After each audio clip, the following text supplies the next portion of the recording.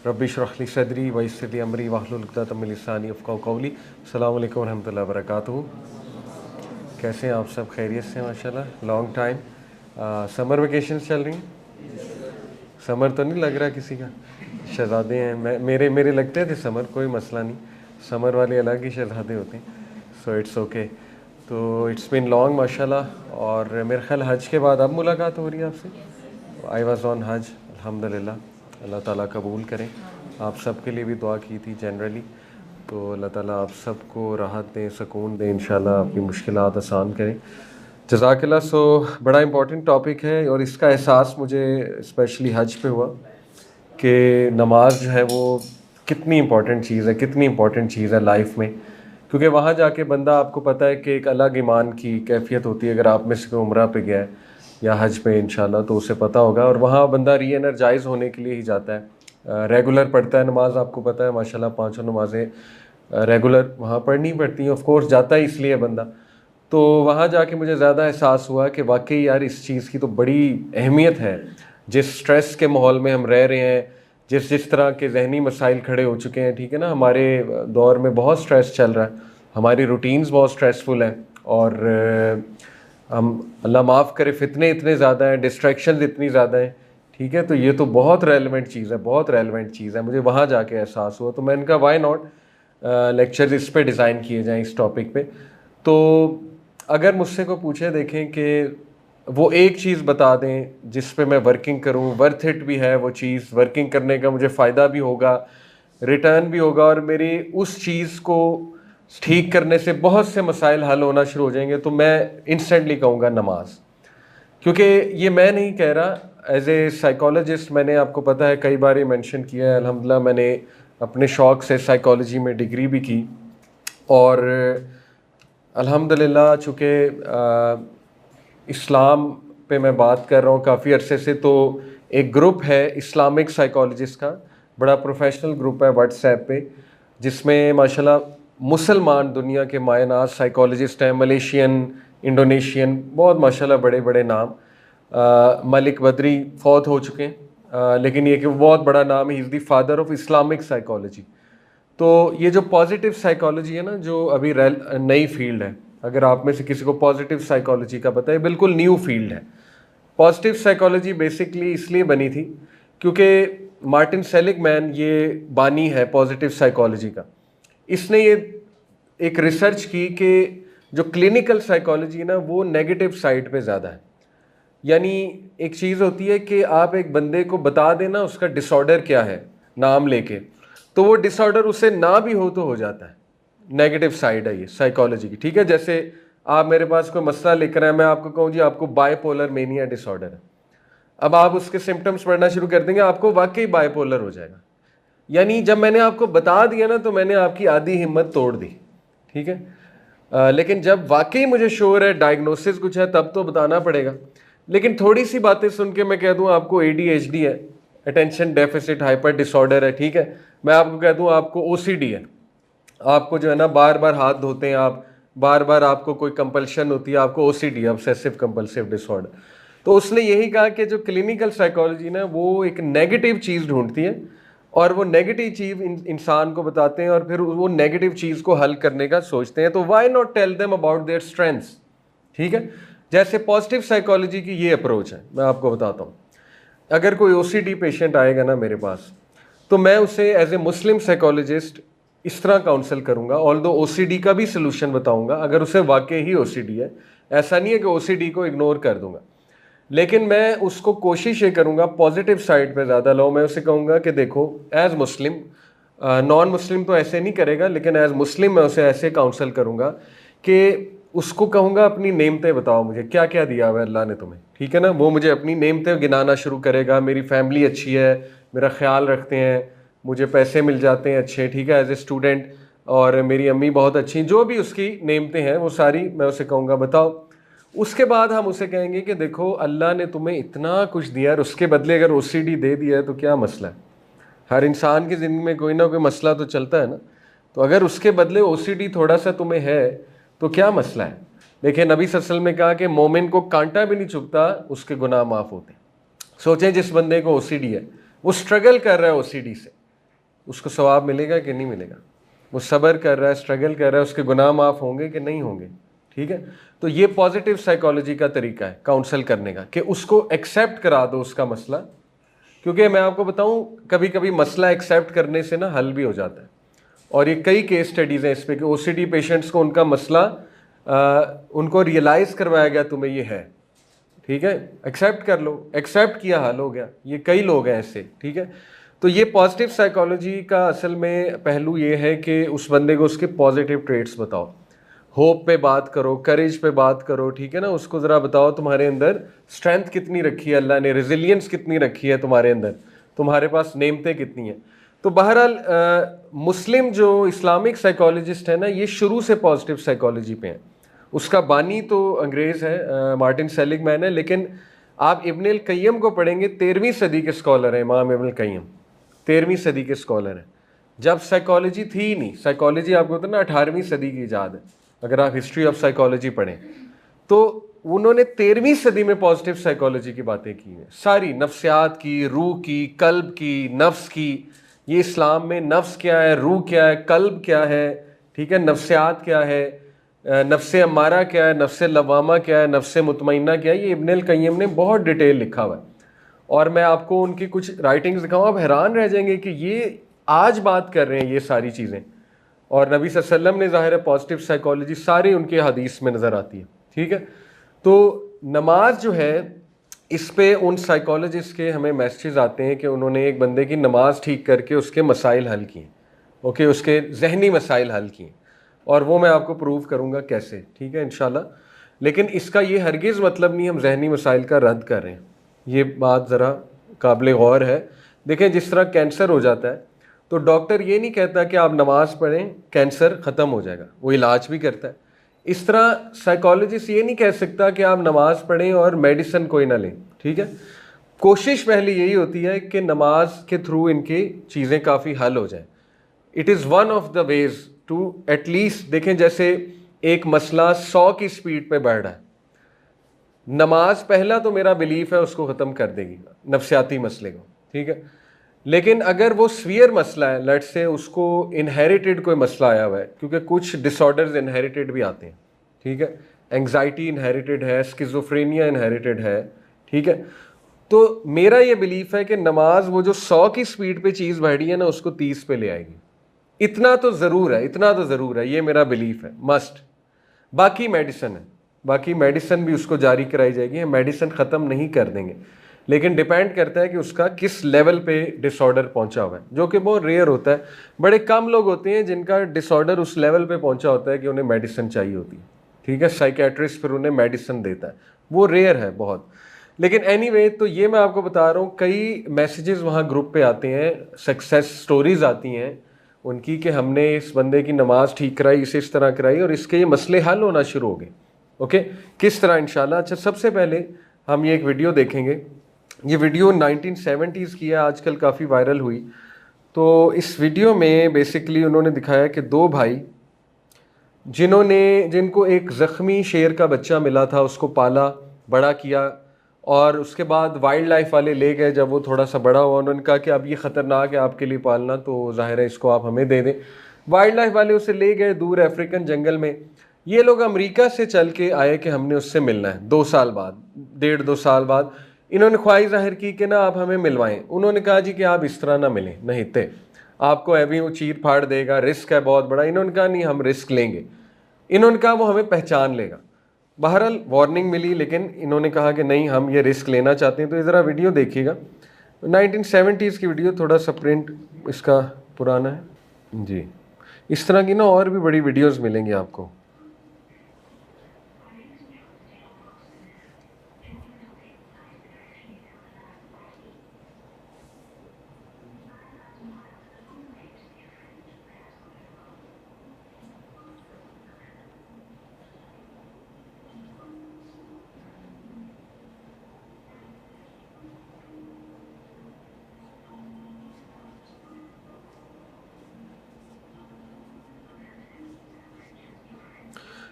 तो ये आप देख रहे हैं कि वो अभी शेर उनको पहचानने की कोशिश कर रहा है, बड़ा हो गया ज़ाहिर है।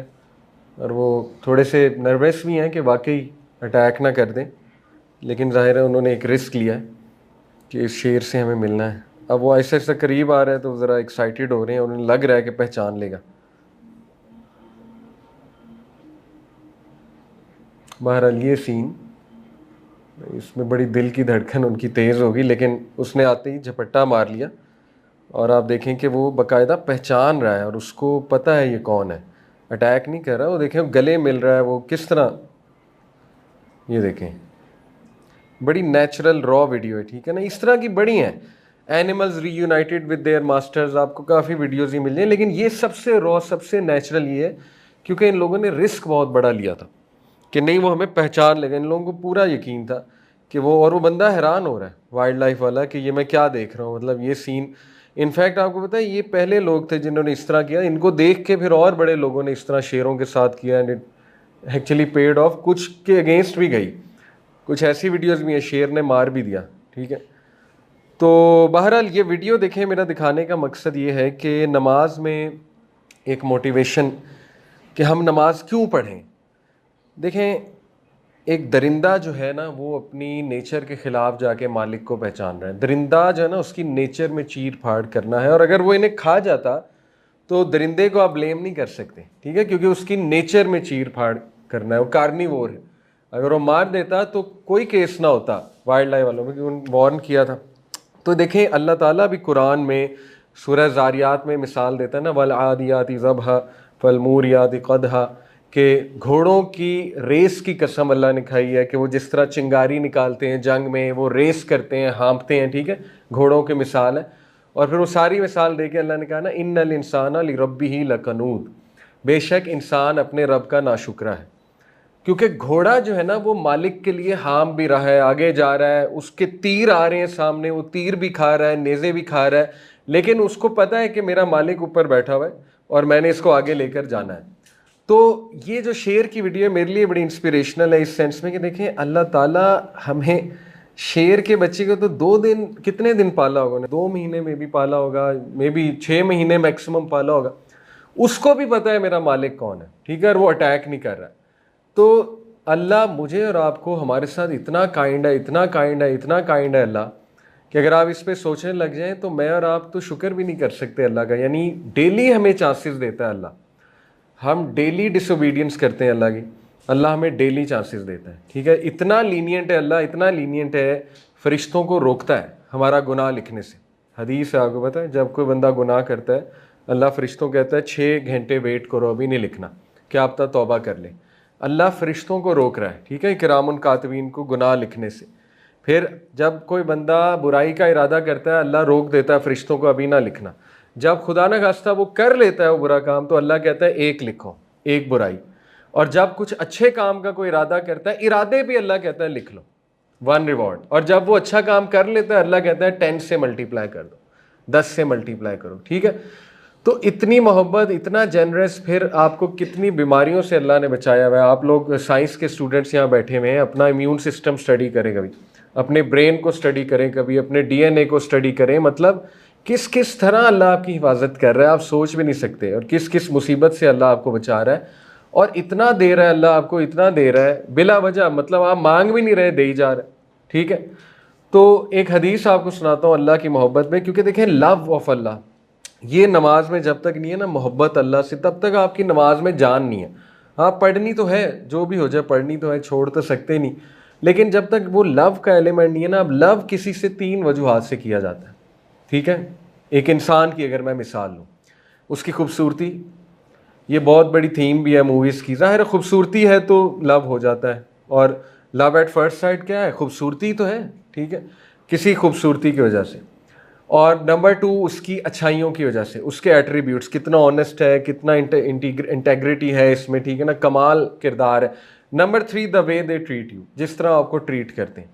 जैसे अगर आपको कोई बहुत अच्छा ट्रीट कर रहा है, आपको उससे प्यार हो जाएगा, अच्छे वाला प्यार। उस्ताद से भी हो सकता है, बहुत अच्छा ट्रीट करता है आपको, ठीक है, किसी से भी हो सकता है।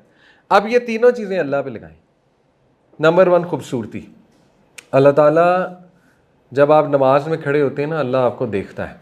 और हज़रत अली सल्लल्लाहु अलैहि वसल्लम का कौल है कि अगर इंसान को पता लग जाए ना उसे कौन सी हस्ती देख रही है, तो वो सारी उम्र नमाज में खड़ा रहेगा। यानी अल्लाह वो ज़ात है जिसने हज़रत यूसुफ़ को पैदा किया, ठीक है। अल्लाह वो ज़ात है जो नबी सल्लल्लाहु अलैहि वसल्लम का भी खालिक है, मोहम्मद सल्लल्लाहु अलैहि वसल्लम का। अल्लाह की नेचर में खूबसूरती देखें आप। और क़यामत वाले दिन सब मोमिनीन अल्लाह को देखेंगे। जन्नत में अल्लाह ताला फिर पूछेगा मोमिनीन से कि ये बताओ कि क्या तुम्हारी कोई और ख्वाहिश है। तो जन्नती कहेंगे कि या अल्लाह आपने हमें जहन्नम से बचा लिया, जन्नत दे दिया, और क्या चाहिए। तो फिर हिजाब रिमूव होगा, द वेल ऑफ अल्लाह। और नबी सल्लल्लाहु अलैहि वसल्लम ने कहा तुम अपने रब को ऐसे देखोगे जैसे चांद को देखते हो रात को, इतना क्लियर। और वो देखते रहेंगे और वो कसम खाएंगे कि इससे बड़ी नेमत हमें आज तक नहीं मिली। अभी हज पे एक साथी थे, वो यूके से आए हुए थे, तो उनसे काफ़ी अच्छी दोस्ती हो गई। अमेज़ॉन में बहुत बड़ी पोस्ट में यूके में उन्होंने एक बड़ी खूबसूरत बात की, मुझे रिफ्लेक्शन अपनी शेयर करते। कह रहे थे अली भाई मैंने बहुत पैसा कमा लिया, 45-46 साल उम्र थी। कहते मैं बहुत खुश हूँ अपनी ज़िंदगी से, लेकिन मैंने अब हज इसलिए किया क्योंकि मैं अक्सर ये सोचता हूँ कि अगर क़यामत वाले दिन अल्लाह को मैं देख ही ना सका तो मैंने क्या कमाया। अगर क़यामत वाले दिन नबी सल्लल्लाहु अलैहि वसल्लम से मेरी मुलाकात नहीं तो ये सब वेस्ट है, ये सारा पैसा वेस्ट है, इसको मैंने सर में मारना, इसका मैंने क्या करना। तो बड़ी अच्छी सोच थी। मैं कहा वाकई ये तो बड़ी काबिल गौर बात है। तो देखें अल्लाह ताला सबसे ज़्यादा खूबसूरत है, जमील है, और वो डिज़र्व करता है कि अल्लाह रब्बुल आलमीन से मोहब्बत की जाए। फिर अल्लाह के एट्रीब्यूट सबसे परफेक्ट है, सबसे ज़्यादा रहमदिल अल्लाह है, सबसे ज़्यादा गफूर रहीम अल्लाह है, सबसे ज़्यादा पावरफुल अल्लाह है, अल अज़ीज़, ठीक है। सबसे ज़्यादा बाकमाल अल्लाह है। जब हम कहते हैं ना वतआला जद्दू का नमाज में, उसका क्या मतलब कि अल्लाह आप कमाल है, इसका मतलब इन शॉर्ट है कि आपका जलाल कमाल। सबसे ज़्यादा बाकमाल अल्लाह है, ठीक है। सबसे ज़्यादा आपसे मोहब्बत करने वाला अल्लाह है। एक अरबी बदू जो गांव के लोग होते हैं नबी सल्लल्लाहु अलैहि वसल्लम के पास आए, कहता है या रसूलल्लाह क़यामत वाले दिन मेरा हिसाब कौन लेगा। अल्लाह के नबी सल्लल्लाहु अलैहि वसल्लम ने कहा अल्लाह। तो वो जंपे मारता हुआ गया खुशी से, उसने कहा फिर तो मैं बख्शा गया, मतलब ये अल्फाज थे उसके। उसने कहा फिर तो मैं बख्शा गया। एक सलफ़ ने कहा कि अगर मुझे चॉइस मिले, सलफ़ एक बुज़ुर्ग को कहते हैं ताबी तबा ताबीन में से, उन्होंने कहा अगर मुझे क़यामत वाले दिन चॉइस मिले कि तुम्हारा हिसाब माँ बाप ने लेना है तुम्हारे या अल्लाह ने लेना है, तो मैं अल्लाह को चूज़ करूँगा। अब आप देख लें कि माँ बाप हर ऐब छुपाते हैं आपका। माँ बाप कभी कभी ना मतलब ज़्यादती भी कर जाते हैं अगलों के साथ अपने बच्चे को बचाने के लिए, ठीक है। इस लेवल पे माँ बाप जाते हैं। वो कह रहे हैं मैं माँ बाप को चूज़ नहीं करूँगा, मुझे ज़्यादा यकीन अल्लाह पे है कि अल्लाह ताला मुझे माफ़ कर देगा, ठीक है। तो अल्लाह हर एट्रीब्यूट उसका कामिल है, तो वो डिज़र्व करता है वर्शिप, ओके। तीसरी reason the way he treats you. मैंने आपको शुरू में बताया अल्लाह ताला से ज़्यादा अच्छा आपको कौन ट्रीट करता है। मतलब आप राइट देन हम सब, आप नहीं हम सब, मैं भी शामिल हूँ, हम राइट देन गुनाह कर रहे होते हैं और धड़ल्ले से कर रहे होते हैं, और अल्लाह हमें चांस दे रहा है। कुरान में अल्लाह कहता है कि अल्लाह अगर इंसानों को पकड़ने पे आए तो एक भी इंसान ना बचे। कुरान की आयत है, ठीक है। अल्लाह बहुत चांसेस देता है। आप देखें खालिद बिन वलीद, उनके अटैक की वजह से नबी सल्लल्लाहु अलैहि वसल्लम के दांत शहीद हुए। खालिद बिन वलीद की स्ट्रैटेजी की वजह से मुसअब बिन उमैर शहीद हुए, हमज़ा रज़ियल्लाहु अन्हु शहीद हुए, ठीक है, जब पीछे से हमला किया था। कितने मुसलमान, 70 मुसलमान शहीद हुए जंग उहद में। नबी सल्लल्लाहु अलैहि वसल्लम को चोटें लगी, और वही खालिद जब इस्लाम कबूल कर लेते हैं तो अल्लाह उन्हें टाइटल क्या देता है, सैफ अल्लाह, ठीक है, सब कुछ माफ़। तो इतना कौन ट्रीट करता है इस तरह। आप किसी जाएं दुश्मन के पास, वो आपको माफ़ करेगा। आपने उसकी फैमिली को मारा हो, वो आपको कभी माफ़ नहीं करेगा। वो माफ़ भी करेगा तो इतना कि नज़रों से मेरे दूर हो जाओ, माफ़ कर दिया लेकिन यहाँ से दफ़ा हो जाओ, मेरे करीब ना आना। सहाबा गले लगा रहे खालिद बिन वलीद, तो ऐसे कौन ट्रीट करता है, ठीक है। ये अल्लाह की ट्रीटमेंट है। और एक और हदीस सुनाता हूँ अल्लाह के लफ्ज़ में, देखें क़यामत वाले दिन आखिरी जो इंसान जन्नत में जाएगा, आखिरी इंसान, उसके बारे में सही मुस्लिम में पूरी एक रवायत है, ओके। वो रवायत क्या है, नबी सल्लल्लाहु अलैहि वसल्लम ने फरमाया कि क़यामत वाले दिन अल्लाह उस बंदे को निकालेगा जहन्नम से जिसको आखिरी, सबसे आखिर में जन्नत में जिसने जाना है। क्योंकि हमारा अकीदा है कि जिस बंदे ने ला इलाहा इल्लल्लाह पढ़ा है इखलास से, अल्टीमेटली अल्लाह ताला उसको जहन्नम से निकाल लेगा, ठीक है। अलियाज़ु बिल्लाह उसकी कुछ सज़ा होगी, 1 सेकंड भी सज़ा बहुत है जहन्नम में, लेकिन खैर उसको जितनी भी होगी उसके बाद निकल जाएगा। तो जब उसे निकाला जाएगा, अभी उसे नहीं पता, उसे सरप्राइज़ मिलने वाला है, अभी उसे नहीं पता। तो जब उसे निकाला जाएगा वो जल कर कोयला हुआ होगा, अल्लाह माफ़ करे, तो उसे एक दरख्त दिखाया जाएगा थोड़ा सा दूर, उस दरख्त का बड़ा साया होगा, खूबसूरत दरख्त होगा, ठीक है। वो एकदम अल्लाह से ख्वाहिश करेगा कि ऐ मेरे रब मुझे उस दरख्त के नीचे ले जा, तो अल्लाह ना उससे कन्वर्सेशन करेगा। अल्लाह ताला उसे कहेगा कि क्या इसके अलावा भी तू कुछ मांगेगा? तो वो कहेगा कि नहीं यार, ए मेरे रब इसके अलावा मेरी कोई ख्वाहिश नहीं, बस मुझे वहाँ तक ले जा। अल्लाह ताला उसे वहाँ तक ले आएगा। उसके बाद ना उसे एक और दरख्त दिखाया जाएगा, वो उससे भी खूबसूरत है, उससे भी बड़ा है, उससे भी ज़्यादा साया। वो दोबारा ख्वाहिश ज़ाहिर करेगा, अल्लाह बस वहाँ तक ले जा। अल्लाह मुस्कराएगा, अल्लाह कहेगा इब्ने आदम अभी तूने मुझे कहा था तो कुछ नहीं मांगेगा। तो वो कहेगा नहीं नहीं अल्लाह ये आखिरी है, इसके बाद ही मांगूंगा। अब एक और सरप्राइज़ है, जब वो वहाँ आ जाएगा तो उसे जन्नत का गेट दिखाया जाएगा और एक दरख्त जन्नत के गेट के थोड़ा सा पीछे दिखाया जाएगा। वो दरख्त उससे भी औसम बड़ा होगा, ज़बरदस्त होगा। तो वो दोबारा ख्वाहिश करेगा, वही उसी तरह अल्लाह मुस्कराएगा, कहेगा अभी तूने कहा था कुछ नहीं मांगेगा। तो वो कहेगा नहीं नहीं अल्लाह ये वादा ये लास्ट है, इसके बाद मैं कुछ नहीं मांगूंगा। तो उसे वहाँ ले आया जाएगा। अब अल्लाह उसे खुद ऑफ़र करेगा, अल्लाह ताला उसे कहेंगे कि ये बता कि अगर मैं तुझे जन्नत में दुनिया जितनी जगह दे दूँ, अर्थ जितनी तुझे जन्नत में जगह दे दूँ, तो इसके बारे में तू क्या कहता है? इस पर उसका जवाब ये है, वो कहता है कि या Allah are you making fun of me, Allah आप मेरा मजाक उड़ा रहे हैं। वैन यू आर रब्बुल आलमीन, जबकि आप रब्बुल आलमीन है। सही मुस्लिम की हदीस। इस बात पे जो रावी है इब्ने मसूद, अब्दुल्लाह इब्ने मसूद, वो बहुत खुल के मुस्कराए। तो उनसे साहबा ने पूछा आप इतना मुस्करा क्यों रहे हैं? कहते क्योंकि ये बात बताते हुए रसूलुल्लाह मुस्कराए थे, इसलिए मुस्कराए थे। उसकी वो क्यूट जो कन्वर्सेशन है ना उस बंदे के दरमियान और अल्लाह के दरमियान, उस पर मुस्कराए थे। तो वो कहेगा अल्लाह आप मजाक उड़ा रहे हैं मेरा, are you making fun of me when you are रब्बुल आलमीन? तो अल्लाह कहेगा नहीं। अल्लाह कहेगा कि अच्छा ये बता अगर इसके 7 टाइम्स और दे दूँ फिर क्या कहता है? आखिरी जो बंदा जन्नत में जा रहा है उसकी जगह जन्नत में कितनी है? 7 टाइम्स ऑफ अर्थ, ठीक है। तो वो खुशी से पागल हो जाएगा, आपे से बाहर हो जाएगा और उसको यकीन नहीं आएगा कि अल्लाह ताला मुझे अब ये गिफ्ट करने वाला है, ठीक है। ये उसको है जो आखिर में जा रहा है, आखिर में, ठीक है। तो the way Allah treats you, सुभान अल्लाह। इसी तरह एक और रवायत आती है ना कि 2 लोग रह जाएंगे, हिसाब किताब सबका हो जाएगा, 2 लोग रह जाएंगे। उनको कहा जाएगा इनको जहन्नम में डालो, उनके होगा ही नहीं कुछ उनके पास। उनमें से एक पीछे मुड़ के देख लेगा, उससे पूछा जाएगा तूने पीछे मुड़ के क्यों देखा? वो कहेगा क्योंकि या अल्लाह मुझे उम्मीद थी आप मुझे माफ़ कर देंगे। इस बात पे उसे माफ़ कर दिया जाएगा, ठीक है। उसका गुमान जो था अल्लाह से कि अल्लाह मैंने पीछे मुड़ के इसलिए देखा कि इसी बात पे शायद मुझे उम्मीद थी आप मुझे बुला लेंगे, तो अल्लाह ताला उसकी उम्मीद पूरी कर देगा। बहुत इस तरह की रवायात हैं। बताने का आपको मकसद है कि जिस तरह अल्लाह आपको ट्रीट करता है ना, अब ये शैतान आपको दिखाता है कि नहीं नहीं अल्लाह ने तेरे लिए किया क्या है, ठीक है। वो इंसान ज़रा आपको पता है इंसान बहुत जल्दबाज है, हम सब, हमारी जब दुआएं नहीं कबूल होती हम कहते हैं अल्लाह ने मेरे लिए किया क्या है, ठीक है। जबकि दुआएं कबूल होने के 3 दर्जात हैं।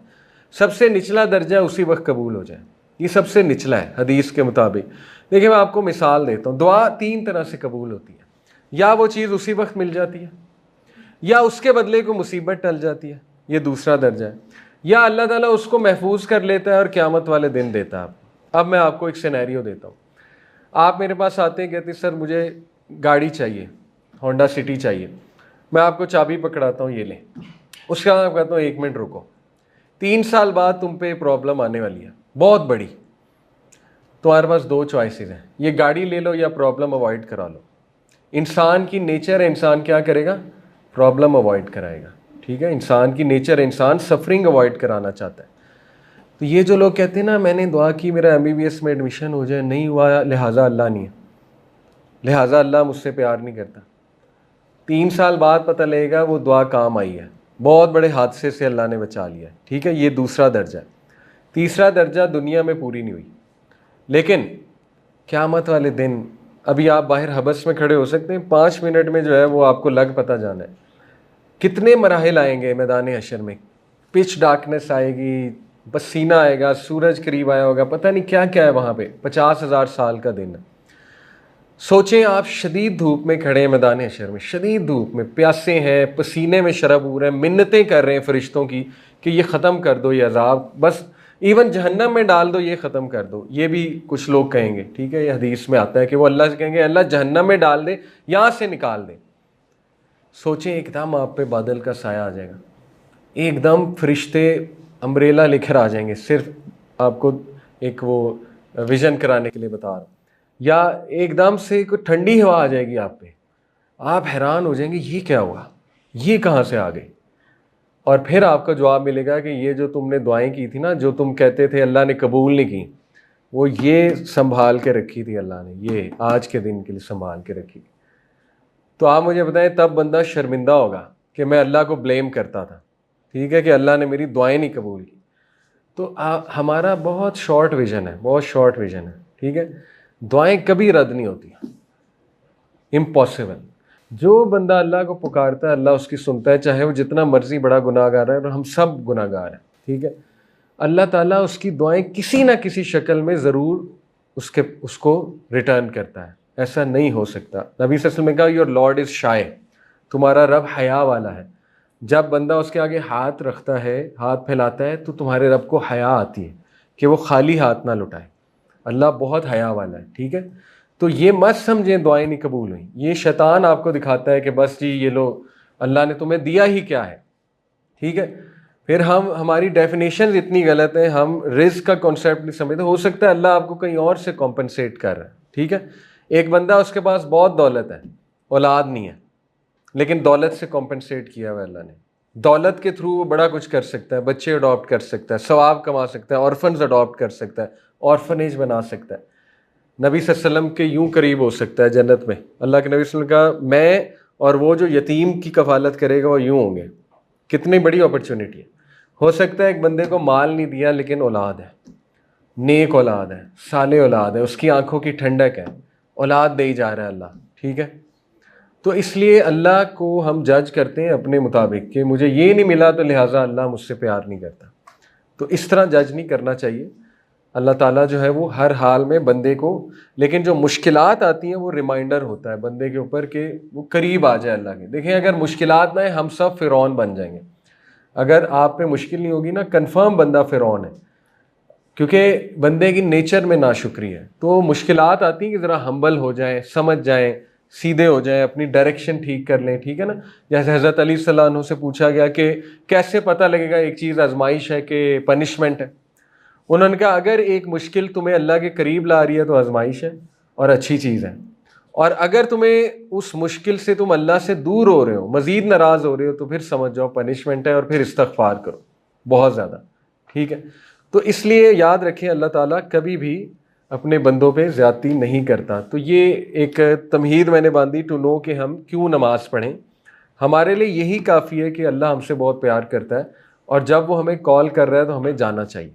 बस ये सबसे बड़ी रीज़न है, अल्लाह से मोहब्बत, ठीक है। उस मोहब्बत का अमली सबूत नमाज पढ़ना है, क्योंकि जिससे आप मोहब्बत करते हैं ना उसके लिए कुछ इन्वेस्ट करते हैं।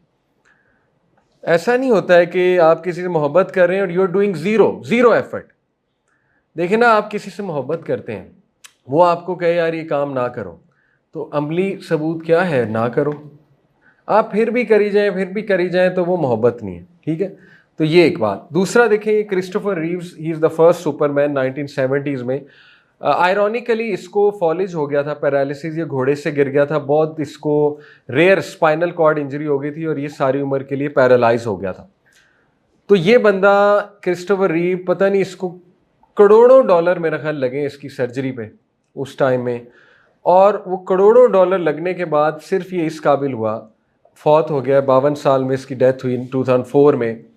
52 साल की उम्र में ये फौत हुआ, और ये सिर्फ इस काबिल हुआ था कि ये बाहर आया अपने मद्दाहों के पास हॉस्पिटल से और बैल्कनी पर, इसने ना सिर्फ यूं किया, यूं, इतने हाथ उठे बस इससे। करोड़ों डॉलर लगने के बाद इसकी गर्दन फुल जैम थी, जिस्म फुल पैरालाइज था, लेकिन हाथ इस तरह मूव कर गए।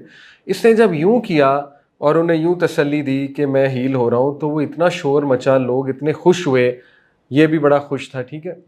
मैं आपको मिसाल इसलिए दे रहा हूँ, सुभान अल्लाह, आप नमाज में बार बार यूं करते हैं, ठीक है, कितनी मूवमेंट्स करते हैं आप नमाज में। आप कभी इसी बात को उठा लें कि मैं यूं कर सकता हूँ, करोड़ों डॉलर इसको लगे सिर हाथ ऊपर तक लाने में, तो आप क्या कर लेंगे खुदा ना खास्ता, अगर आपको पैरालिसिस हो गया, क्या कर लेगा इंसान? कुछ भी नहीं कर सकता, ठीक है। कौन सी चीज़ कब आ जाए इंसान पे, इंसान कुछ नहीं कर सकता। कोई बीमारी आ जाए, कुछ नहीं कर सकता। इसलिए जब तक सेहतमंद है शुक्र करें, शुक्र करें, और वो शुक्र की अमली शक्ल है नमाज, ठीक है। अब कुछ सिनेरियोज हैं जो मैं काफ़ी लोगों से बातचीत करके समझ के मेरे सामने आए। जैसे अभी हम एक ट्रिप लेकर गए थे कलाम में, सवात में, तो 33 स्टूडेंट्स हमारे साथ थे। ओ लेवल, मैट्रिक, एफएससी, ए लेवल, ये एज ग्रुप था, बेसिकली ये एज ग्रुप था। तो उनके हमने ग्रुप्स बनाए, 5-5 के 6 ग्रुप्स बना दिए। हर एक को अलग एक मौजू दिया, एक एक्टिविटी करवाई। बड़ा मज़ा आया वहाँ रिवर के पास बैठ के। और हमने उन्हें कहा कि अच्छा तुम्हारा मौजू है फ़ोन एडिक्शन, तुम्हारा मौजू है लव एंड क्रश, तुम्हारा मौजू है यूथ नमाज क्यों नहीं पढ़ती। जिसको हमने ये टॉपिक दिया, यूथ नमाज क्यों नहीं पढ़ती, तो हमने कहा तुमने ना रीजंस बतानी है और सॉल्यूशंस बताने हैं तुम लोगों ने। तो मैं बड़ा हैरान हुआ, उन लोगों ने बड़ी कमाल वर्किंग की, क्योंकि उनमें से एक ने एक रीज़न बताई बच्चे ने। उसने कहा कि सर मैं समझता हूँ यूथ नमाज इसलिए नहीं पढ़ती क्योंकि उनका कॉन्सेप्ट नहीं क्लियर नमाज के बारे में। फिर उसने एक्सप्लेन किया, कहता है इससे मुराद ये है कि हमारा कॉन्सेप्ट ये बनाया गया है कि जब कुछ चीज़ चाहिए होती है तो नमाज पढ़ते हैं। अब देखिए इसमें हर्ज कोई नहीं है, इसको हम डिनाई नहीं करते। जब कोई चीज़ चाहिए तो बंदा अल्लाह के ही पास जाएगा, इसको रद्द नहीं किया जा सकता। अच्छी बात है अगर किसी को कोई चीज़ चाहिए और वो नमाजें पढ़ने लग गए, हम इसको इनकरेज करते हैं, अच्छी बात है। लेकिन ये प्राइमरी मकसद नहीं है, ठीक है। ये सेकेंडरी मकसद हो सकता है, टर्शरी मकसद हो सकता है। देखें अगर ये प्राइमरी मकसद है, उस बच्चे ने फिर बड़ा अच्छा एक्सप्लेन किया कि होता ये है कि एंट्री टेस्ट करीब आया, नमाजें शुरू, इंटरव्यू आ रहा है, नमाजें शुरू, ठीक है, हर्ज कोई नहीं। कोई मतलब काम कराना है अल्लाह से, नमाजें शुरू, ठीक है। कोई चीज़ चाहिए, नमाजें शुरू। अब होता ये नुकसान ये कि अगर ये प्राइमरी मकसद है, प्राइमरी मकसद, तो नुकसान ये है इसका कि अगर वो चीज़ ना मिली तो फिर बंदा कहता है लो जी नमाजें पढ़ने का भी कोई फ़ायदा नहीं हुआ। ये है इसका नुकसान, ठीक है। तो इसलिए नमाज नहीं पढ़नी चाहिए कि कोई चीज़ मिल जाए तो नमाज जायज़ है, ना मिले तो नमाज का कोई फ़ायदा नहीं। ये तो एक बहुत ही बचकाना सोच है, ठीक है। चीज़ मिले या ना मिले, नमाज का एक मकसद है, और वो मकसद है अकीमिस्सलात लिज़िक्री, जो मूसा अलैहिस्सलाम को अल्लाह ने सूरह तहा में कहा कि ए मूसा नमाज पढ़ मेरे ज़िक्र को बुलंद करने की। नमाज अल्लाह का तज़किरा है, अल्लाह की रिमेम्बरेंस है। अगर मैं आपको एक बात कहूँ, खुदा ना खास्ता आपके वालिद दुनिया में नहीं है, पर्दे में है। देखें हमारे नज़दीक जो फौत होता है वो ख़त्म नहीं हुआ, वो पर्दे के पीछे है, बरज़ख में है, ठीक है। मैं आपको कहूँ कि मैं आपको एक तरीका बताता हूँ डेली अपने वालिद से मुलाकात का, आप में से कोई है जो कहेगा नहीं नहीं करनी? कोई है तो बता दें। आपकी वालदा नहीं है दुनिया में। मैं आपको कहूँ, मैं आपको डेली एक तरीका बताता हूँ आपकी वालदा से मुलाकात करने का, उनसे उनको रिमेंबर करने का। आप में से कहेगा नहीं मुझे नहीं चाहिए, ठीक है। आपकी लव मैरिज है, खुदा ना खास्ता आपकी वाइफ फौत होगी, हस्बैंड फौत हो गया। मैं आपको कहूँ मैं डेली आपको आपके हस्बैंड या वाइफ से मुलाकात कराने का तरीका बताने लगा, आप में से कहेगा नहीं मुझे नहीं चाहिए, thank you, I don't need it. कोई नहीं कहेगा। आप तो शुक्रिया अदा करेंगे कि हाँ बताओ क्या तरीका है, मैंने तो मिलना है उनसे, ठीक है, मैं उनका तज़किरा बुलंद करना है। तो नमाज क्या है? अल्लाह ताला पर्दे में, अल्लाह की आपसे अभी मुलाकात नहीं हुई, लेकिन वो आपका खालिक है, ठीक है। कितनी फैसिनेटिंग बात है, आप खालिक से मिलने जा रहे जिसने आपको पैदा किया है, तख्लीक किया है, जो आपसे माँ बाप से ज़्यादा मोहब्बत करता है। आपको तरीका बताया जा रहा है उससे कैसे मिलना है, आपको वो सीक्रेट कोड दिया जा रहा है, उससे बातें करो जाके, ठीक है। उससे अपने गुनाह माफ़ कराओ, उससे जाके ज़रा तौबा करो, उससे कोई चीज़ मांगो, आपको सारा मुलाकात का तरीका बताया जा रहा है। आप कोई कहे नहीं, ठीक है, या उसमें कोई सुस्ती करे। देखे ना आज गवर्नमेंट ऑफ पाकिस्तान अनाउंस कर दे आज वो बिल माफ़ करा लो इलेक्ट्रिसिटी के, आप में से कोई है जो कहेगा नहीं नहीं दिल नहीं करता, गर्मी बड़ी है, मैंने नहीं जाना?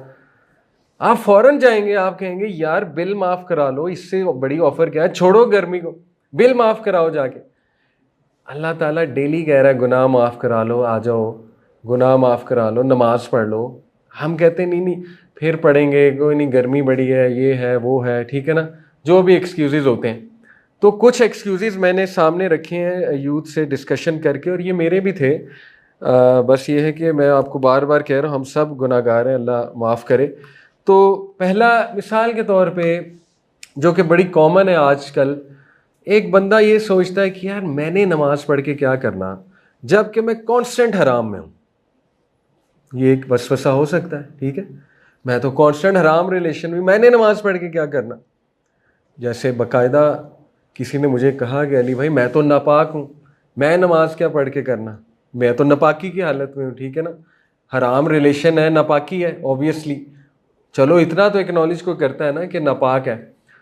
तो ये एक वसवसा है, ये एक साइकोलॉजिकल बैरियर है। ये बिल्कुल इसी तरह है कि आप में से कोई आके कहे कि अली भाई मैं बहुत गंदा हूं, मैं क्यों नहाऊं, मेरे ऊपर मिट्टी बहुत है, मैं बहुत लथपथ हूं गंद में, मैं क्यों नहाऊं। ठीक है, डजंट मेक सेंस। मैं आपको कहूँगा नहा के तो देखो, नहाने तो जाओ। ठीक है, क्या पता गंद उतर जाए, क्या पता दिल तब्दील हो जाए, कोशिश तो करो नहाने की। ठीक है, ऑब्वियस सी बात है। फिर हो सकता है एक बंदा कहे यार मैंने पढ़ के, ये ज़्यादातर बच्चे इस तरह के कहते हैं जी कि देखें जी मुझे हर वक्त माँ बाप कहते हैं मूवीज़ हराम है, म्यूज़िक हराम है, तो वो उसमें गिल्ट इतना आता है, कहते हैं यार मैं तो हर वक्त हराम कर रहा हूँ, मैं नमाज़ पढ़ के क्या करूँगा, जब मैंने नमाज़ पढ़ के भी हराम काम करना है तो फ़ायदा क्या है। अब ये बहुत बड़ा वसवसा है। ठीक है, इसका सिंपल जवाब ये है कि इमेजिन, और इस तरह के कई वाक़यात हैं यूथ के। इमेजिन एक बंदा हराम में, कांस्टेंट हराम में, लेकिन उसका आखिरी अमल है नमाज, और फिर वो मर गया, तो वो किस पे मरा, नमाज पढ़ते हुए, और उसके पिछले गुनाह वाइप आउट। हदीस है, मैं आपको हदीस सुना देता हूँ। ठीक है, अगर आपको ये गुनाहों की तो उस पर यकीन नहीं आ रहा तो मैं आपको ये सामने ये हदीस रखता हूँ, और ये बड़ी अजीब हदीस है। ठीक है, ये ज़रा आप इस पर गौर कीजिए। अल्लाह के नबी सल्लल्लाहु अलैहि वसल्लम के पास एक शख्स आया, अ मैन किस्ड अ वुमेन, ये उस दौर की बात है। ओके, इससे भी ग्रॉस चीज़ें हैं, ऐसे ऐसे लोग आए जिन्होंने किस से भी आगे की चीज़ की हुई है। ठीक है, इससे भी ग्रॉस चीज़ें मौजूद हैं। A man kissed a woman, so he came to messenger of Allah and informed him about it, then Allah revealed this आया। अल्लाह के नबी खामोश हो गए, कुछ नहीं कहा। ज़ोहर की नमाज हुई, अल्लाह के नबी ने कहा अभी नमाज पढ़ो। अल्लाह ने आयत रिवील की, सूरह हूद की आयत नंबर 114, और नमाज पढ़ो between the two ends of the day and in some hours of the night, यानी पांचों नमाजें पढ़ो। ये पांचों नमाजें हैं, बेशक अच्छे आमाल बुरे अमाल को मिटा देते हैं। Verily the good deeds efface the evil deeds. वो शख्स इतना खुश हुआ और उसने हमारे लिए पूछा, हमारे लिए, सबके लिए। उसने कहा यार रसूलल्लाह, ये मेरे पे अप्लाई होती है आयत या सब उम्मत पे? तो नबी ने कहा this applies to all of my उम्मा, ये तमाम उम्मत के लोगों पे एप्लीकेबल है। आप जितना मर्जी शैतान वस्सा डाले, तू तो मुनाफिक है, एक तरफ तू ये काम कर रहा है, दूसरी तरफ नमाज पढ़ रहा है, तो ये प्योर शैतान का वसवसा है। ठीक है, क्या पता आखिरी अमल नमाज है। ठीक है, क्या पता आखिरी अमल जो है वो कोई नेकी है, हु नोस। कई लोग हैं नमाज पढ़ के निकल आते हैं। एक नौजवान आया एक शेख के पास, ये रियल वाक़या यूके में, शेख ने खुद सुनाया एक वीडियो में उनका। उसने मुझे धड़ल्ले से कहा, ये इस तरह एक नौजवान भी आया था नबी सल्लल्लाहु अलैहि वसल्लम के पास। उसने कहा यार रसूलल्लाह, मुझे ज़िना की इजाज़त दें, फॉर्निकेशन की इजाज़त दें। उसको लत लगी हुई थी बेचारे को। उसने कहा मैं सब कुछ कर लूँगा, ये नहीं छोड़ सकता, इसकी मुझे आप इजाज़त दे दें, परमिशन दे दें। उसकी जुर्रत है। सहाबा उसे मारने के लिए उठे कि ये मतलब इतना बदतमीज़ लड़का कि ये किस किस्म की बात कर रहा है। तो नबी ने रोक दिया, बहुत प्यार से उसको बुलाया, सामने आओ, करीब आओ, करीब आओ। करीब आया, उसको बिठाया, इजलिस या बुनैया, बेटे बैठ जा।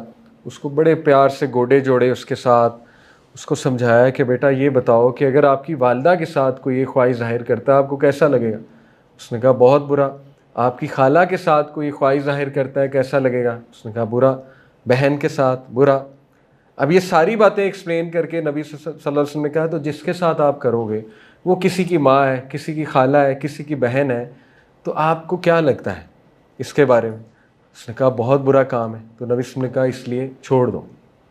अब ये कितना खूबसूरत अंदाज़ है पूछने का। ठीक है, इसी तरह वो नौजवान आया, उस शेख से पूछा कि शेख मैं जा रहा हूँ ज़िना करने। ठीक है, आई हैव अ रिलेशन और मैं जा रहा हूँ, तो मुझे आप बताएं मैं क्या करूँ, मतलब मुझसे नहीं छूटता। तो शेख ने उसे कहा कि ना अच्छा तुम ऐसा करो, हमारे साथ ईशा की नमाज़ पढ़ो, अभी ईशा का वक्त होने वाला है, तो हमारे साथ नमाज़ पढ़ो। तो कहते हैं कि वो जब नमाज़ पढ़ी और उसने जब सलाम फेरा तो वो ज़ोरों कतार रो रहा था वो लड़का, और उसने कहा कि शेख मैंने तौबा कर ली इस गुनाह से। ठीक है, तो देखें मैं आपको बहुत खुल के बता रहा हूँ, अल्लाह माफ़ करे, अभी मेरे साथ ये वाक़या हुआ है, अल्लाह गवाह है, बिल्कुल एग्जैजरेटेड नहीं है। अभी बहरिया में मैंने 2 महीने पहले नमाज़ पढ़ी बहरिया मस्जिद में, मेरे साथ एक भाई साहब नमाज़ पढ़ रहे थे। वल्लाह मेरे दिल में आया कितनी प्यारी नमाज़ पढ़ रहा है ये बंदा, बड़े अच्छे से नमाज़ पढ़ रहा था। फिर उसके बाद सलाम फेरने का उसने दुआ की, तो उसके दुआ के तरीके से मुझे बड़ा मैं इंस्पायर हुआ, कितनी अच्छी दुआ कर रहे हैं, यानी झुक के। अभी मैं सोच ही रहा था, उठ गया, उसने पीछे से मुझे आवाज़ मारी। उसने कहा अली भाई आपसे एक मसला डिस्कस करना है।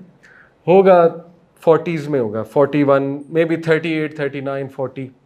वो साइड पे ले गया, कहता अली भाई मुझे इस चीज़ की आदत पड़ी हुई है, फॉर्निकेशन की, जिना की, और अल्लाह गवाह मैं अभी भी करके आ रहा हूँ, नहा के आ रहा हूँ, अभी अभी मैं नहा कर नमाज़ पढ़ने आ रहा हूँ। अब मैं आई वॉज शॉक्ड कि मैं अभी इसके बारे में सोच रहा था कि सुभान अल्लाह, तो बहुत ही को मुत्तकी लग रहा है, कितने अच्छे से नमाज़ पढ़ रहा है, कितने अच्छे से, मेरे जहन में थोड़ा वो आ गया। लेकिन फिर मैंने कहा कि नहीं देखो, अगर मैं ये सोच रहा हूँ अल्लाह को भी इस पे प्यार, अल्लाह नमाज जो पढ़ने आ गया है तो ये तो सबूत है कि अल्लाह उसको पसंद करता है, तभी तो आ गया है। अगर उसमें कोई अच्छाई ना होती तो फिर तो अल्लाह उससे तौफीक भी ले लेता, नमाज पढ़ने की भी तौफीक ले लेता अल्लाह उससे, ठीक है। फिर मैंने उसे ज़रा समझाया कि आप ये ना छोड़ना, ठीक है। वो कहता है मैं इसी तरह करता हूँ, जब मेरा दिल करता है मस्जिद में आके बैठ जाता हूँ, मैं ज़बरदस्ती अपने आप को बिज़ी कर लेता हूँ, ठीक है। ये तो है कबीरा गुनाह। अब सगीरा गुनाह भी है, एक बंदा कुछ देख लेता है, ठीक है, इंटरनेट पे, और वो उससे निकल नहीं रहा वगैरह वगैरह, हो सकता है उसके जहन में यार मैं नमाज पढ़ के क्या करना, मैं तो मुनाफिक हूँ। और दूसरे लोग भी आपको ये ताना दे सकते हैं, यार तू अपनी हरकतें देख, नमाज पढ़ रहे हो। कहने दें लोगों को, देखें नमाज अगर आप नहीं पढ़ रहे बहुत बड़ा रिस्क ले रहे हैं, बहुत बड़ा, फिर तो माफ़ कैसे माफ़ी होगी। नमाज ही तो है जो गुनाहों को माफ़ कराता है। या तो एक बंदा इतना मुतकब्बिर हो चुका है, वो नेक्स्ट लेवल, वो आखिरी लेवल है, या तो इतना मुतकब्बिर हो चुका है कि वो उसको मज़ा आने लग गया गुनाह में, और वो कहता है नमाज पढ़ी तो मज़ा छूट जाएगा। ये तो फिर पीक लेवल है, पीक लेवल है तकब्बुर का। अल्लाह ना करे इस पर कोई पहुंच जाए, ठीक है। कि जो इंजॉय करने लगे और जो नमाज से भागे, जो कहे यार, जिसने ठानी हुई है जहन में कि यार अगर मैंने नमाज पढ़ी है गुनाह छूट जाएगा, लिहाजा नमाज नहीं पढ़नी, ये तो फिर नेक्स्ट लेवल प्लानिंग है। ऐसा बंदा फिर बहुत डेंजरस लेवल पे, ठीक है। तो ये कुछ मिसालें हैं मेरे जहन में। इसी तरह एक बंदा, ये बहुत कॉमन रीज़न होती है कि वो ऐसे एनवायरनमेंट में है जहाँ नमाज पढ़ी ही नहीं जा रही, एनकरेज ही नहीं है नमाज, तो वो भी नहीं पढ़ेगा, ठीक है। वो कोलीग्स को देखेगा किसी ने नहीं पढ़ी, वो कहेगा मैं क्यों पढ़ूँ, क्या मिलेगा पढ़ के, ये भी नहीं पढ़ रहे, ठीक है। हो सकता है वो ऐसे कॉरपोरेट सेक्टर में है, जॉब ऐसी है, कोई भी नहीं पढ़ रहा, ना नमाज का एहतमाम है, कोई एहतमाम नहीं है। थोड़ी सीरियसनेस हो ना, कि मुसल्ला बनाया हो किसी कमरे में, तो ज़रा चलो एक एहतमाम ही होता है ना, लोग कहते हैं यार पढ़ लो। लेकिन ना कोई कमरा बना हुआ है, ना कोई एहतमाम हुआ है, तो ये एक क्लियर कट मैसेज है कि जी नमाज हमारे लिए मैटर नहीं करती, इसकी कोई फोकियत हमारे लिए नहीं है, ठीक है। तो बहरहाल ये भी एक वजह होती है, लोग फिर नहीं सुभान अल्लाह पढ़ पाते। फिर ये एक सोच पाई जाती है, कुछ लोग ये समझते हैं कि यार अगर मैं नेक हो गया ना तो मेरे पे मुश्किलात ज़्यादा आना शुरू हो जाएंगी। ये कुछ लोगों ने कहा भी मुझे कि अली भाई मैं इसलिए डर के नहीं दीन सीखता कि मैं फंस जाऊंगा, दीन का जब नॉलेज आएगा तो मेरे पे मुश्किलात बढ़ जाएंगी, जब मुझे चीज़ें पता लग जाएंगी तो मेरे पे। और फिर हमने ऐसी बातें मशहूर भी की हैं कि फ़लाना जिक्र करोगे तो वो बहुत भारी है, ठीक है ना, उसकी बहुत ज़्यादा वो है, तपिश बहुत है, ये है वो है, नमाज पढ़ोगे तो फिर ज़ाहिर है ये हो जाएगा वो हो जाएगा। ये भी अगेन मिसकॉन्सेप्शन हैं, वसवसे हैं, और शैतान बड़ा स्मार्ट है, ठीक है, उसको पता है किसको कहाँ से पकड़ना है, तो हर एक को उसने कुछ बहाने, हीले बहाने जो है बना के दिए हुए हैं ऑब्वियसली। और ये आखिरी है अल्लाह अकबर कि एक बंदा इतने कंफर्ट जोन में वो कहता है कि उसने प्लान बनाया हुआ है मैंने नहीं पढ़नी, जो मर्जी हो जाए मैंने इसके करीब नहीं आना, क्योंकि ये चीज़ से मेरी चीज़ें छूट जाएंगी, ठीक है। उसका पूरा प्लान है कि ये नहीं करना, अदरवाइज़ मैं ठीक होने लग जाऊंगा। तो ख़तरनाक सिचुएशन है, इससे बचें। लेकिन ये सारी चीज़ें एक तरफ देखें, आप इस बात को जहन में लाएं, कभी कभी एक बंदा ना एक नमाज शुरू करता है, ठीक है, अल्लाह को उस पर रहम आ जाता है, अल्लाह ताला उसको इस्तकामत दे देता है। कभी कभी एक बंदा जो है वो नमाज ऐसी पढ़ता है कि अल्लाह उसके गुनाह छुड़वा देता है, ठीक है। कभी कभी एक बंदा जो है वो नमाज पढ़ता है और उसको मौत आ जाती है, आखिरी अमल उसका जो है वो नमाज होता है, ठीक है। सो यू नेवर नो, इसलिए ये रिस्क ना लें। और आपके अंदर से भी आवाज़ आती होगी जब भी नमाज छूटती कि यार ये रिस्क ले रहा हूँ मैं। इशा की नमाज जब आप, खुदा ना खास्ता आपसे मुराद यूथ जब नहीं पढ़ते तो हमें होता है अंदर से कि ये रिस्क ले रहे हैं हम रात सोने से पहले, ठीक है। तो ये कुछ रीज़न्स हैं कि लोग क्यों नहीं पढ़ पाते, इनको आप ख़त्म करें इन रीज़न्स को। और रिगार्डलेस आप गुनाह में हैं, जो मर्ज़ी नमाज पढ़नी, ठीक है। नमाज जो है वो आखिरी उम्मीद है कि बचत हो जाएगी, शायद बचत हो जाए, क्योंकि इस पर हदीस बहुत है। अभी मैं आपके सामने हदीस रखूँगा, साइकोलॉजिकली थोड़ा आपको प्रूव करता हूँ। देखिए, ओवर थिंकिंग का हल है माइंडफुलनेस और मेडिटेशन, इस पे रिसर्चेज हैं, ठीक है।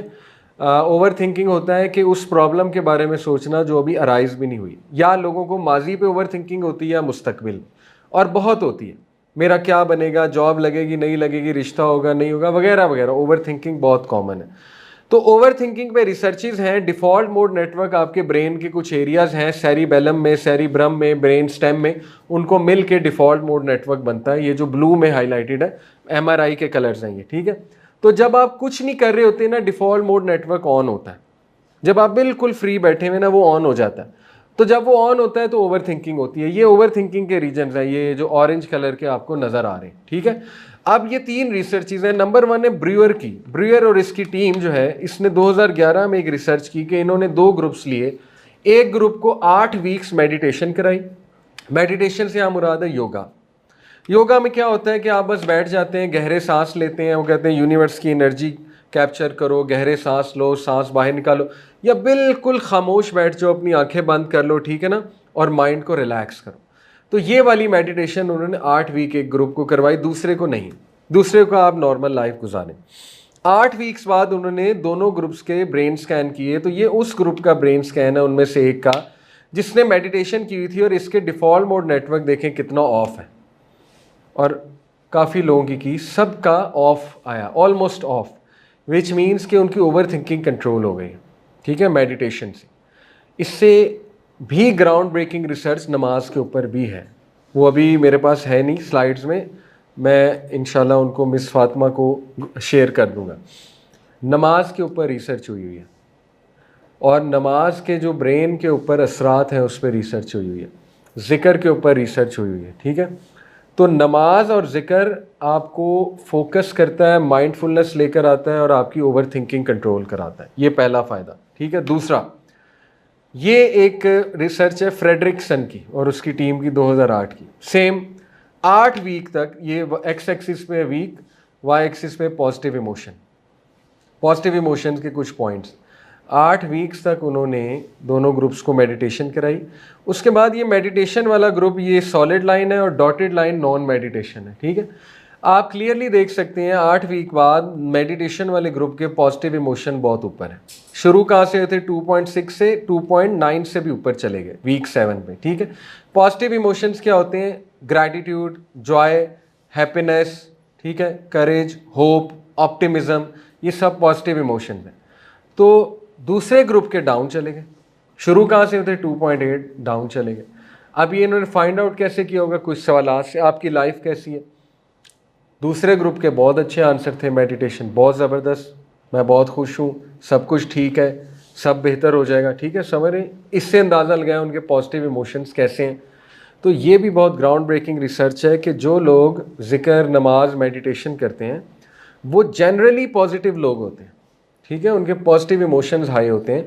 लेकिन ये तब है जब सही से उसका फ़ायदा उठाया जाए उस चीज़ का, ठीक है, सही से। जैसे ये वाली नमाज का कोई फ़ायदा नहीं है जो 1 मिनट में 4 रकतें पढ़ी जाती हैं, उससे मेरा नहीं ख्याल ना पॉजिटिव इमोशन ना माइंडफुलनेस उससे हासिल नहीं होती है। इसके बाद तीसरी जो रिसर्च है हॉल्जल और उसकी टीम की है, उन्होंने ग्रे मैटर स्टडी किया उसी ग्रुप का आफ्टर 8 वीक। ग्रे मैटर क्या होता है, किसी को पता है, एनीवन? ब्रेन का ग्रे मैटर क्या है जी? पार्ट तो है, लेकिन ये है क्या, इसके अंदर क्या होता है? ओ यस, बिल्कुल। देखें, नर्व फाइबर्स, नॉन माइलिनेटेड, माइलेशन जो है ये क्या है, ये फैट की कोट होती है न्यूरॉन के एक्सन के ऊपर, ठीक है। तो ग्रे मैटर बेसिकली और वाइट मैटर ये उन्हीं चीज़ों को कहते हैं, वो जो एक इज्तमाही तौर पे चीज़ नज़र आ रही होती है, एक्सन्स और नर्व फाइबर्स, ठीक है, जो नज़र आ रही होती हैं। तो ये नर्व फाइबर जो है ये बेसिकली ग्रे मैटर है। ग्रे मैटर जितना ब्रेन का स्ट्रॉन्ग होता है उतना सिग्नल अच्छा ट्रैवल करता है, क्योंकि ये आपने पढ़ा होगा ना, माइलिनेटेड जो सिग्नल चीज़ होती है, एक्सन होता है, उसमें ज़्यादा तेज़ी से जाता है, ठीक है, और नॉन माइलिनेटेड में स्लो हो जाता है। जो अल्जाइमर की डिजीज़ होती है ना, इसमें वो माइलिनेशन डिस्टर्ब होती है एक्शंस की, तो वो बंदे को चीज़ें भूलने लग जाती और वो स्लो हो जाते हैं उसके रिफ्लेक्सेस। तो बेसिकली उन्होंने फाइंड आउट किया कि जो लोग 27 मिनट पर डे मेडिटेशन करते हैं उनका स्ट्रेस रिडक्शन और उनका ग्रे मैटर ज़्यादा है। स्ट्रेस रिडक्शन भी है और ग्रे मैटर भी ज़्यादा है। ग्रे मैटर ज़्यादा का मतलब है वो लोग अक्लमंद हैं, उनके रिफ्लेक्सेस तेज़ हैं, ठीक है ना, और वो लोग माइंडफुल हैं ज़्यादा। ओके, एक और रिसर्च है इंटरनेट के ऊपर कि जो लोग 6 घंटे रोज़ाना इंटरनेट यूज़ करते हैं उनका ग्रे मैटर जो है वो वीक होता जाता है आहिस्ता आहिस्ता, क्योंकि न्यूरॉन्स डैमेज होते हैं उनके। तो उसकी इम्प्लीकेशन ये है कि वो बंदे से ना फिर बातें नहीं होती, वो कहीं बैठा हुआ उससे बात नहीं होगी, 5 मिनट बाद से कोई बात नहीं होगी, वो ना हर वक्त ख्यालों में गुम है, उसको उससे सोशलाइज ही नहीं हो रहा, ठीक है, क्योंकि ही कांट हेल्प इट, ही और शी कांट हेल्प इट। तो ये बहुत ज़बरदस्त देखें कि 27 मिनट पर डे करने से, तो नमाज का टाइम 50 मिनट पर डे आप लगा लें, 10 मिनट पर नमाज आप लगा लें, बेहतरीन मेडिटेशन है, ठीक है। अब ये आप सोच सकते हैं कि यार नमाज पहले इतनी मुश्किल है, ऊपर से इसमें एफर्ट लगानी पड़ेगी, फोकस रहना पड़ेगा, ये क्या बात हुई।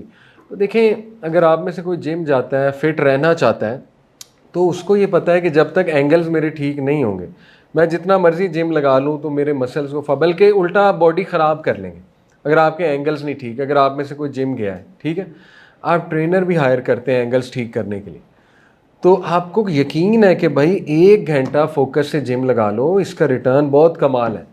सेहत बेहतर होगी, ब्लड फ्लो बेहतर होगा, ठीक है ना, हर किस्म की हेल्थ बेहतर होगी, ऊपर से बॉडी बन जाएगी, खूबसूरती आएगी, ठीक है।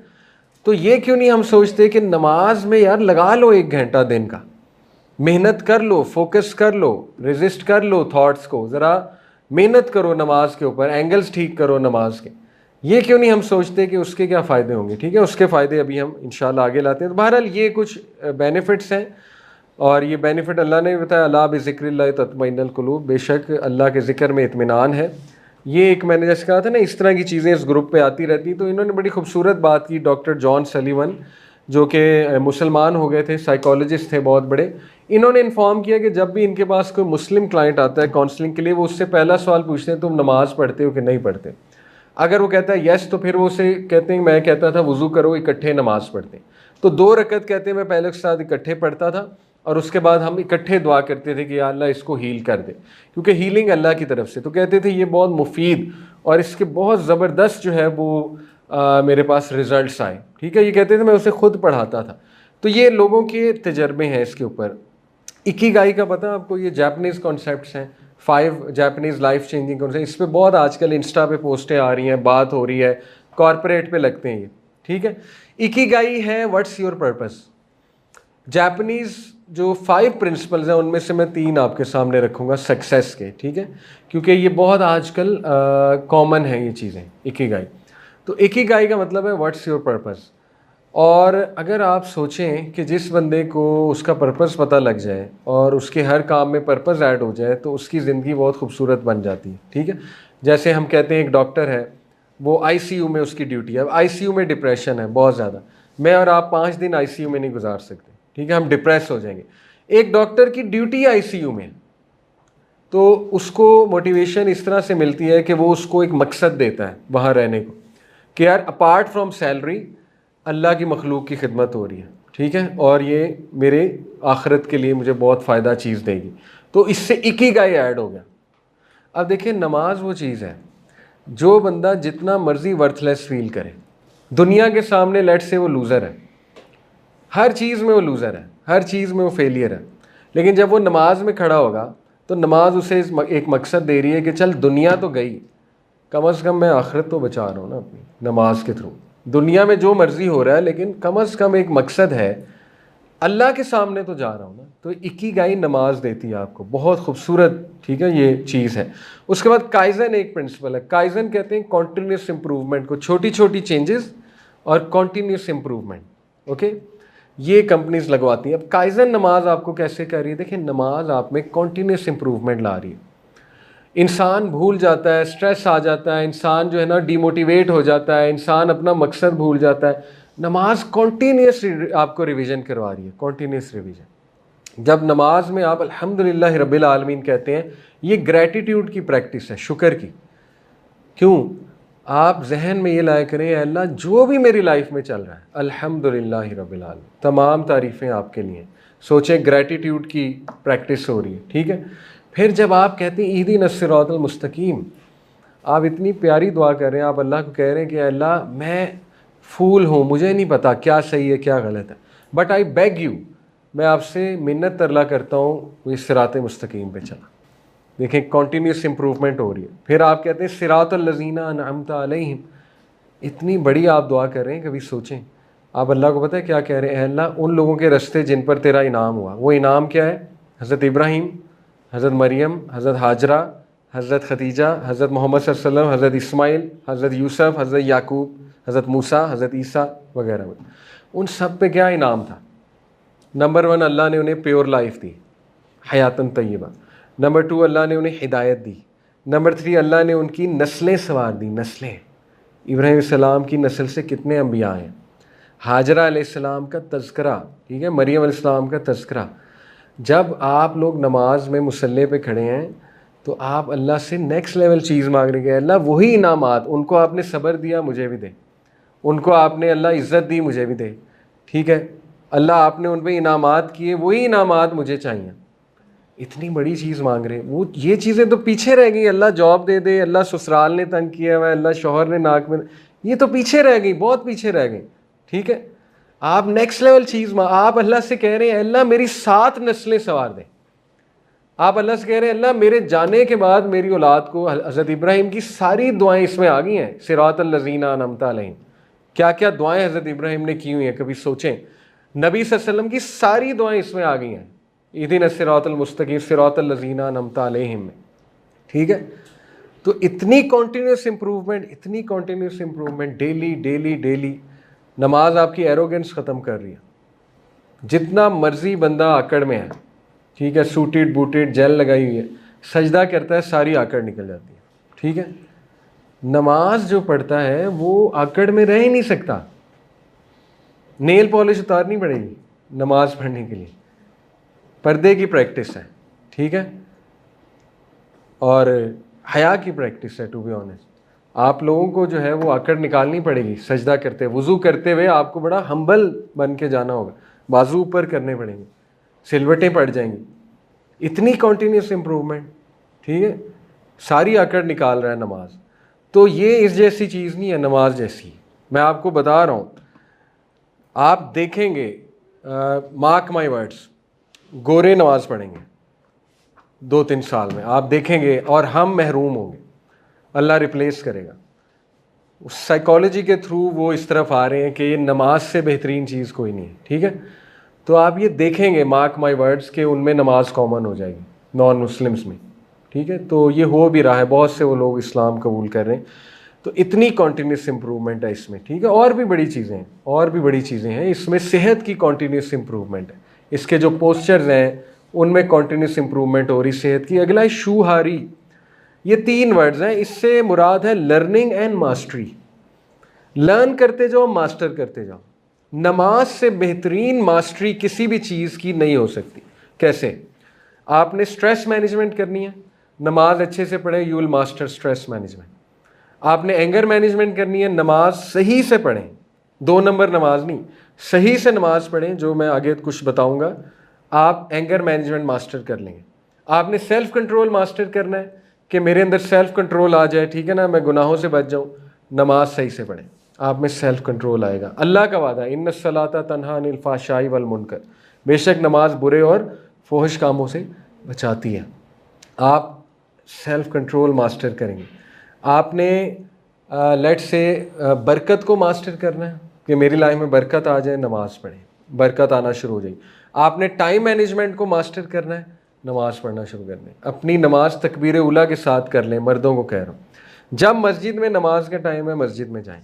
आप देखें आपकी लाइफ कैसे सीधी होती है, आप देखें आपकी पढ़ाई कैसे सीधी होती है। आपने कंसिस्टेंसी को मास्टर करना है, डिसिप्लिन को मास्टर करना है, नमाज को मास्टर कर। नमाज से बेहतरीन मास्टरी शूहारी नहीं है, हो ही नहीं सकती, ठीक है। अल्लाह ने गिफ्ट दे दिया आपको, मुझे मेराज पे गिफ्ट मिला था, ठीक है, गिफ्ट दे दिया अल्लाह ने आपको और मुझे, तो ये बहुत बड़ी बात है। और फिर एक और साइकोलॉजिकल फ़ायदा, हर इंसान का एक ऑप्टिमम लेवल होता है जिसको कहते हैं एलोस्टेसिस लोड। जैसे आपने स्ट्रेस और स्ट्रेन का ग्राफ देखा है ना, उसमें यंग मॉडुलस आता है। यंग मॉडुलस क्या है कि उसके बाद वो स्प्रिंग ख़राब होना शुरू हो जाएगा, ठीक है। इसी तरह एक इंसान जो है ना वो अंडरलोड होता है, उसका लो मोरल होता है, फिर वो परफॉर्मेंस बढ़ाता है। परफॉर्मेंस के साथ साथ स्ट्रेस भी बढ़ रहा है, एक्स एक्सिस में स्ट्रेस है, फटीग आ जाती है। फटीग के बाद ऑप्टिमम लेवल वो कहता है बस हो गई। साइकोलॉजिकल भी बस हो जाती है, फिजिकल भी बस हो जाती है। जैसे एक बंदा है ना, उसको कुलीग्स ने बड़ा तंग किया है वर्क प्लेस, वो कहता है मेरी बस हो गई। एक बंदा, उसको घर वालों ने तंग किया, कहता है या अल्लाह मेरी बस हो गई। बच्चों ने नाक में दम किया है, वो कहता है मेरी बस हो गई, स्पेशली मदर्स। शौहर ने नाक में दम किया, वो कहते हैं मेरी बस हो गई, इससे ज़्यादा मैं नहीं बियर कर सकता। अब नमाज क्या करता है? नमाज ये करता है, और उसके बाद ब्रेक डाउन होता है, ठीक है, एग्जॉस्शन होती है, ब्रेक डाउन होता है, और स्ट्रेस भी हाई होता है, परफॉर्मेंस नील हो जाती है। अब अल्लाह आपको क्या कहता है? अल्लाह कहता है कि या अय्युहल्लज़ीना आमनू इस्तईनु बिस्सब्री वस्सलाह इन्नल्लाह मअस-साबिरीन। ए लोगों जो ईमान लाए हो, नमाज और सब्र में ताकत पकड़ो। इस्तईनु का मतलब है ताकत पकड़ो। अब अल्लाह आपको ऑफर कर रहा है कि ये जो तुम्हारा ऑप्टिमम लेवल रीच हुआ है ना, तो तुम ताकत पकड़ो, इस लेवल पे जाके आओ, मेरे पास आओ, नमाज में आओ।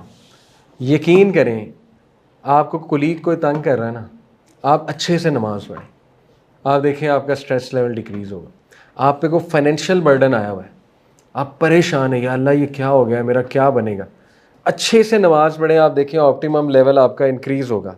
अल्लाह गारंटी दे रहा है, इस्तईनु बिस्सब्री वस्सलाह, अल्लाह की गारंटी गलत नहीं हो सकती। 5 टाइम अल्लाह आपको बुला रहा है, आओ आओ, ऑप्टिमम लेवल रीच हुआ हुआ है। स्पेशली आज के दौर में स्ट्रेस ही स्ट्रेस है, पढ़ाई का स्ट्रेस है, जनरली लाइफ स्ट्रेसफुल हो गई है, लोगों के दिमाग बंद है, ठीक है ना, लोग परेशान हैं, लोगों को समझ नहीं आ रही हमने निकलना कैसे है मसाइल से, इन आदतों से हमने निकल। 5 टाइम अल्लाह कहता है आओ, तुम्हारा ऑप्टिमम लेवल मैं बढ़ाता हूँ, टू ऐड टू इट। ये देखें, नमाज आपको स्ट्रक्चर दे रही है। हम डी स्ट्रक्चर हो जाते हैं, पूरे दिन में ठोकरें खा खा के, मुक्के खा खा के, ठीक है ना, कितना कुछ बियर कर रहा होता है इंसान एक दिन में, सब वो कर करके हमारी बस हुई होती है, हम डी स्ट्रक्चर हुए हुए। अल्लाह ताला इस डी स्ट्रक्चरिंग को जिक्र करता है, इन्नल इंसाना खुलिका हलुआ, सूरह मारिज। अल्लाह कहता है बेशक इंसान को जल्दबाज पैदा किया गया, डी स्ट्रक्चर्ड है जनरली स्पीकिंग, ठीक है, कमज़ोर है। कमज़ोर इस सेंस में ख्वाहिशात है, नफसानी ख्वाहिशात भी है, उस सेंस में कमज़ोर है, ठीक है। सेल्फ कंट्रोल वीक है, उस सेंस में कमज़ोर है। जल्दी घबरा जाता है, उस सेंस में कमज़ोर है। जल्दी घबराने की दलील ये, इज़ा मस्सहु शर्रु जज़ुआ, जब कोई इसमें तकलीफ आती है, ये देखें, when evil touches him he is impatient. कोई तकलीफ आती घबरा जाता है, पैनिक हो जाता है, क्या हुआ, ये क्या हुआ, ये क्या हुआ, ठीक है। वह इज़ा मस्सहुल खैरु मनुआ, और जब कोई खैर आती है तो उसको विद होल्ड कर लेता है, छुपा लेता है, किसी को नज़र ना आ जाए, किसी को ना मिल जाए, ठीक है। निगड़ली है, इसका मतलब ये निगड़ली है, कंजूस है, छुपा लेता है, या अपने आप को एट्रीब्यूट कर देता है मेरी वजह से, मेरी मेहनत है, ठीक है। इल्लल मुसल्लीन, सिवाय उनके जो नमाजी हैं। लेकिन कौन से नमाजी? सीजनल नमाजी नहीं। अल्लज़ीना हुम अला सलातिहिम दाइमन, वो जो पक्के हैं नमाज में, सीजनल नहीं, पक्के। सीजनल नमाजी, पेपर आए नमाजें शुरू, रमज़ान आया नमाजें शुरू, हम सब, ठीक है, हमारा यही हाल। सीजनल नहीं, पक्का नमाजी वो बचा हुआ है, उसकी एंग्जाइटी बहुत कंट्रोल्ड है, उसको स्ट्रक्चर मिल रहा है नमाज में जाके, वो उसकी डी स्ट्रक्चरिंग दोबारा से स्ट्रक्चर मिल रहा है उसे, ठीक है। तो ये बड़ी काबिल गौर बातें हैं, और ये बाकायदा सुभान अल्लाह, अल्लाह ताला ने आपको मुझे एक मैकेनिज़्म दिया है अपनी साइकोलॉजिकल रीअवेकनिंग और साइकोलॉजिकल बूस्ट और स्ट्रेस को बूस्ट, स्ट्रेस लेवल को डिक्रीज़ करना वगैरह वगैरह। ये तो चले साइकोलॉजिकल फ़ायदे, हम इसलिए नमाज नहीं पढ़ते। अभी तो मैं आपके सामने एनर्जी के कॉन्सेप्ट्स खोल दूँ।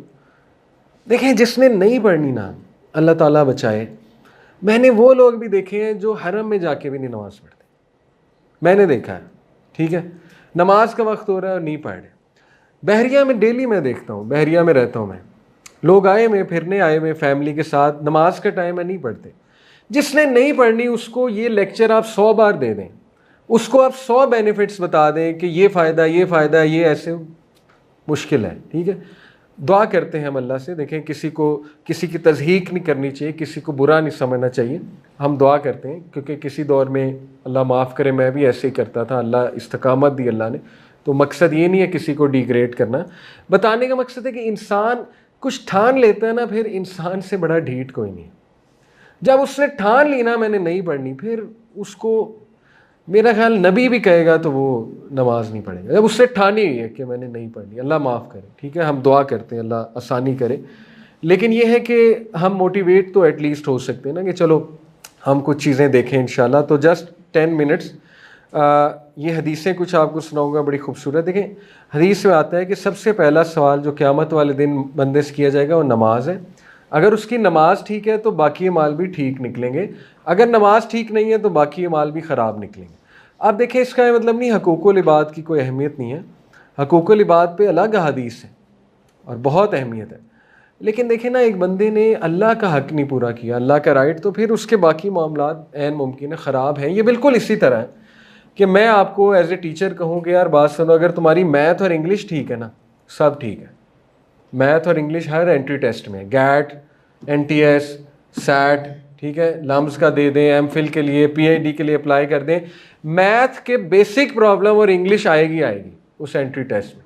तो मैं आपको कहता हूँ जी, अगर आपकी इंग्लिश और मैथ ठीक है, फिक्र ना करो, सब ठीक है। यही कहा जा रहा है, नमाज ठीक है तो सब ठीक है, फिक्र नहीं करनी, इंशाल्लाह सब ठीक हो जाएगा, नमाज ठीक है तो ओके।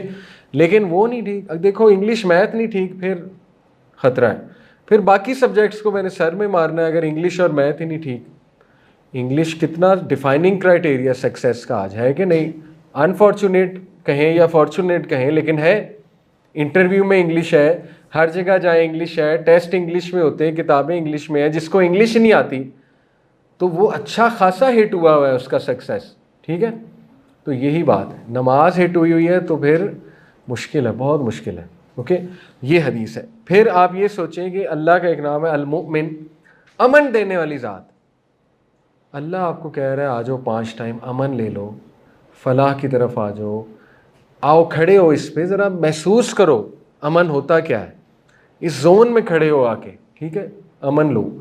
तो हम कहते हैं कि नहीं, हमें कोई ज़रूरी नहीं अमन, ठीक है। तो अल्लाह ऑफ़र कर रहा है, अल्लाह का नाम ही अमन देने वाला है। फिर आप देखें, नबी सल्लल्लाहु अलैहि वसल्लम ये कहा करते थे, या बिलाल अकीमिस्सलाह अरहना बिहा, ऐ बिलाल नमाज की इकामत क्या है, अरहना बिहा, हमें सुकून पहुंचा।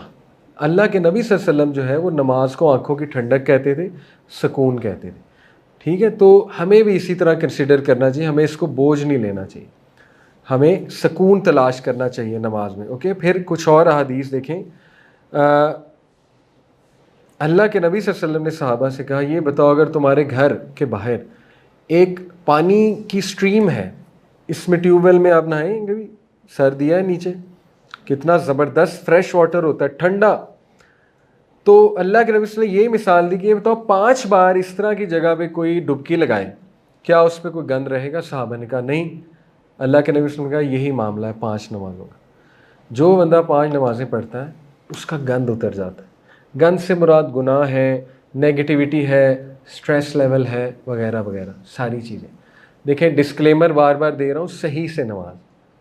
कोई कह सकता है कि सर मैंने तो 5 नमाज़ों को 5 नमाजी वाले को चरस बेचते भी देखा, तो इसका क्या मतलब नमाज नहीं पढ़नी? कोई कह सकता है जी नमाज़ें जो पढ़ते हैं इनको तो तमीज़ ही नहीं होती, मैं मस्जिद में नमाज़ पढ़ने गया और मेरे जूते पे चढ़ गए। लोग ऐसे बहाने बनाते हैं कि इसलिए लिहाजा नमाज ही नहीं पढ़नी चाहिए। तो ये उस बंदे का कसूर है, वो नमाज से वो चीज़ ले ही नहीं रहा है, उसको समझाने की ज़रूरत है नमाज है क्या, नमाज पढ़ते कैसे हैं, ठीक है। जैसे एक सहाबी थे, नबी ने 3 बार उसे कहा, नमाज पढ़ के आया, सलाम किया, नबी ने वालेकुम सलाम कहा नमाज रिपीट करो। अब उसने डर के नहीं पूछा, क्यों? नबी वसल्लम की हैबत थी ना, डर के नहीं पूछा। टीचर आपको कुछ कहे आप डर के पूछेंगे नहीं। उसने फिर पढ़ी, नबी वसल्लम ने कहा दोबारा पढ़ो। बड़ा परेशान हुआ, दोबारा पढ़ी, तीसरी बार उसने जुर्रत कर ली, उसने कहा या रसूलल्लाह आप ही सिखा दें, मतलब 3 बार हो गया तो आप मुझे बता दें। तो अल्लाह के नबी ने कहा कि जिस तरह तो नमाज़ पढ़े हो ये नमाज नहीं है, नमाज सुकून से पढ़ते हैं। अब मेरी आपकी नमाज नबी वसल्लम देख लें तो क्या कहेंगे, ठीक है, हमें नमाज़ पढ़ते देख लें अगर, ऑब्वियसली। तो ये बातें इसलिए नहीं है कि आप पे बोझ मज़ीद डाला जाए कि नमाज पहले इतनी मुश्किल है, इसका मतलब मैं मज़ीद मेहनत करूँ। क्यों नहीं, जो बंदा जिम जाके मेहनत कर सकता है वो नमाज में क्यों नहीं कर सकता, जबकि उसके फ़वाइद इतने ज़्यादा हैं। ठीक है, फिर ये हदीस अल्लाह के नबी ने फरमाया कि जो बंदा 5 नमाज़ें पढ़ता है जुम्मे के जुम्मे, उसके सारे गुनाह माफ़ हो जाते हैं, एक्सपिएशन है। ठीक है, तो ये फैक्ट्री लगाई हुई अल्लाह ने गुनाहों की माफ़ी की। ओके, और फिर ये हदीस नबी ने फरमाया कि जो इंसान सही से वज़ू करता है, प्रॉपरली नमाज पढ़ता है, टाइम पर पढ़ता है, सजदा सही करता है, bows and prostrates properly, prays with proper focus of mind and खुशू यानी ह्यूमिलिटी, आजिज़ी, will have a promise from Allah that he will forgive him. Allah उसको प्रॉमिस करता है, अल्लाह उसे माफ़ फरमाएगा। बहुत से लोग सवाल पूछते हैं कि सर कैसे पता लगेगा अल्लाह ने मुझे माफ़ फरमा दी। यहाँ से पता लगेगा, जो बंदा नमाज़ें पढ़ रहा है वो माफ़ है, वरना वो नमाज़ें क्यों पढ़ रहा है, उसको तौफीक ही ना होती। ठीक है, इतनी बड़ी गारंटी अल्लाह के नबी सल्लल्लाहु अलैहि वसल्लम दे रहे हैं कि अल्लाह कहता है मेरी गारंटी है वो बंदा माफ़ है। ठीक है, तो फिर ये डिस्ट्रैक्शन भी है। अबू हुरैरा रज़ियल्लाहु अन्हु से मरवी है, नबी सल्लल्लाहु अलैहि वसल्लम ने फरमाया जब तुम में से कोई मस्जिद में दाखिल होता है, शैतान उस पर सवार हो जाता है जैसे एक बंदा अपने जानवर पे सवार हो जाता है। अगर शैतान उस पर हावी हो जाए, सेटल कर जाए, तो वो उस पर कॉलर बांध देता है और उसको ब्रिडल करता है, यानी कोड़ा मारता है, जो जानवर को मारा जाता है, और ब्रिडल करता है। ठीक है, जैसे यूं खींचते हैं जानवर को। तो अबू हुरैरा ने कहा कि तुम ये देखते हो, जहाँ तक कॉलर की बात है, तो कॉलर उसका ये है कि तुम्हारे जहन में ख्यालात बहुत आएंगे। एक शख्स इमाम मालिक के पास आया, उसने कहा कि इमाम साहब मैं एक चीज़, बहुत कीमती चीज़ कहीं रख के भूल गया हूँ, याद नहीं आ रहा, क्या करूँ। इमाम साहब बड़े हैरान हुए, मुझसे क्यों पूछ रहा है, मैं तो मुझसे कोई नमाज का पूछे, कोई बाकी सवालात पूछे। बाहर उन्होंने जवाब दे दिया। उन्होंने कहा तुम ऐसा करो कि तुम ना आज रात उठ के बहुत अच्छी तहज्जुद पढ़ो, नियत करके कि मैंने अपनी ज़िंदगी की बेस्ट तहज्जुद पढ़नी है आज रात। वो अगले दिन आया बहुत खुश, कहता इमाम साहब मुझे याद आ गया और वो चीज़ भी मिल गई। तो उन्होंने कहा कैसे हुआ, हमें भी बताओ। कहता कि अभी मैंने तहज्जुद में अल्लाह अकबर ही किया है, मुझे वो चीज़ याद आ गई और मैं नमाज तोड़ी वो चीज़ ढूंढने में पहुँच गया, यानी नमाज नहीं पढ़ी मैंने। तो इमाम ने कहा कि एग्जैक्टली शैतान नहीं चाहता तू तहज्जुद पढ़े। जब उसने देखा ना कि ये नमाज ना पढ़ने लगे, उसने याद करा दी। शैतान बड़ा स्मार्ट है, भुलाता भी वही है, याद भी वही करा देता है। ठीक है, ख्यालात वो डालता है। तो ये आएंगे। और एक सहाबी ने शिकायत भी की थी, या रसूलल्लाह बहुत ख्यालात आते हैं। अल्लाह के नबी ने कहा ये एक शैतान है, खिंजब नाम है उसका, जब वो ख्यालात डाले तो आउज़ बिल्लाह कह दो 3 बार, यहाँ थूक के जैसे स्पिट करते हैं बुरा ख्वाब देख के, 3 बार इस तरह करके आउज़ बिल्लाहि मिनश, जिस भी पोज में, अत्तहिया में आउज़ बिल्लाह पढ़ सकते हैं, नमाज नहीं टूटती। सूरह फातिहा के दरमियान ख्यालात आगे आउज़ बिल्लाह पढ़ लें, नमाज नहीं टूटेगी। ठीक है, तो ये रेस्ट अश्योर्ड, डिस्ट्रैक्शन से हमने बचना है, वही तो हमारी प्रैक्टिस है। फिर देखें खूबसूरत बात नबी ने फरमाया, अल्लाह ताला बंदे को फेस करता रहता है जब तक वो नमाज फोकस से पढ़ रहा है, यानी अल्लाह उसको देख रहा होता है। जैसे ही वो इधर उधर नज़रें करता है, अल्लाह भी अपनी नज़रें करम हटा लेता है, क्योंकि अल्लाह कहता है इसको मेरे अंदर इंटरेस्ट नहीं है, तो मुझे भी इसको इंटरेस्ट नहीं है इसमें बात करने का। खूबसूरत हदीस। फिर ये हदीस नबी सल्लल्लाहु अलैहि वसल्लम ने फरमाया, एक बंदा नमाज पढ़ता है और कुछ नहीं लेकर जाता सिवाय एक 10वां हिस्सा, एक 9वां हिस्सा, एक 8वां हिस्सा, 1/5, 1/4 या 1/2, यानी अगर उससे 100 सवाब मिलने थे तो 10 मिल रहे हैं, 12 मिल रहे हैं, 20 मिल रहे हैं, 30 मिल रहे हैं। क्यों? क्योंकि वो प्रॉपर फोकस नहीं था। यानी जितना आप नमाज में फोकस्ड हैं उतना आपको सवाब मिलता जा रहा है, ये इसका असल फ़ायदा है। ठीक है, और फिर ये खूबसूरत जो हदीस हैं थोड़ी सी और बता दूं आपको। इमोशंस इन सलाह, होप, फियर एंड लव। देखिए नमाज में तीनों इमोशंस को लाया करें। होप फ्रॉम अल्लाह, जब आप नमाज में खड़े हों सबसे पहले होप लाया करें कि इस वक्त मैं अल्लाह के सामने खड़ा हो गया जो ज़रूर मुझे माफ़ करेगा, चाहे मेरे से 99 कत्ल भी हुए हैं। ठीक है, ज़रूर मुझे माफ़ करेगा क्योंकि वो गफूर रहीम है। तो ये होप हो गया। फियर ये है कि मैं डरूं भी अल्लाह से कि उसका क्या जलाल है, व तआला जद्दू का, उसका जलाल बहुत ज़्यादा है। ठीक है, और वो रब्बुल आलमीन है, तो मैं थोड़ा सा डरूं भी।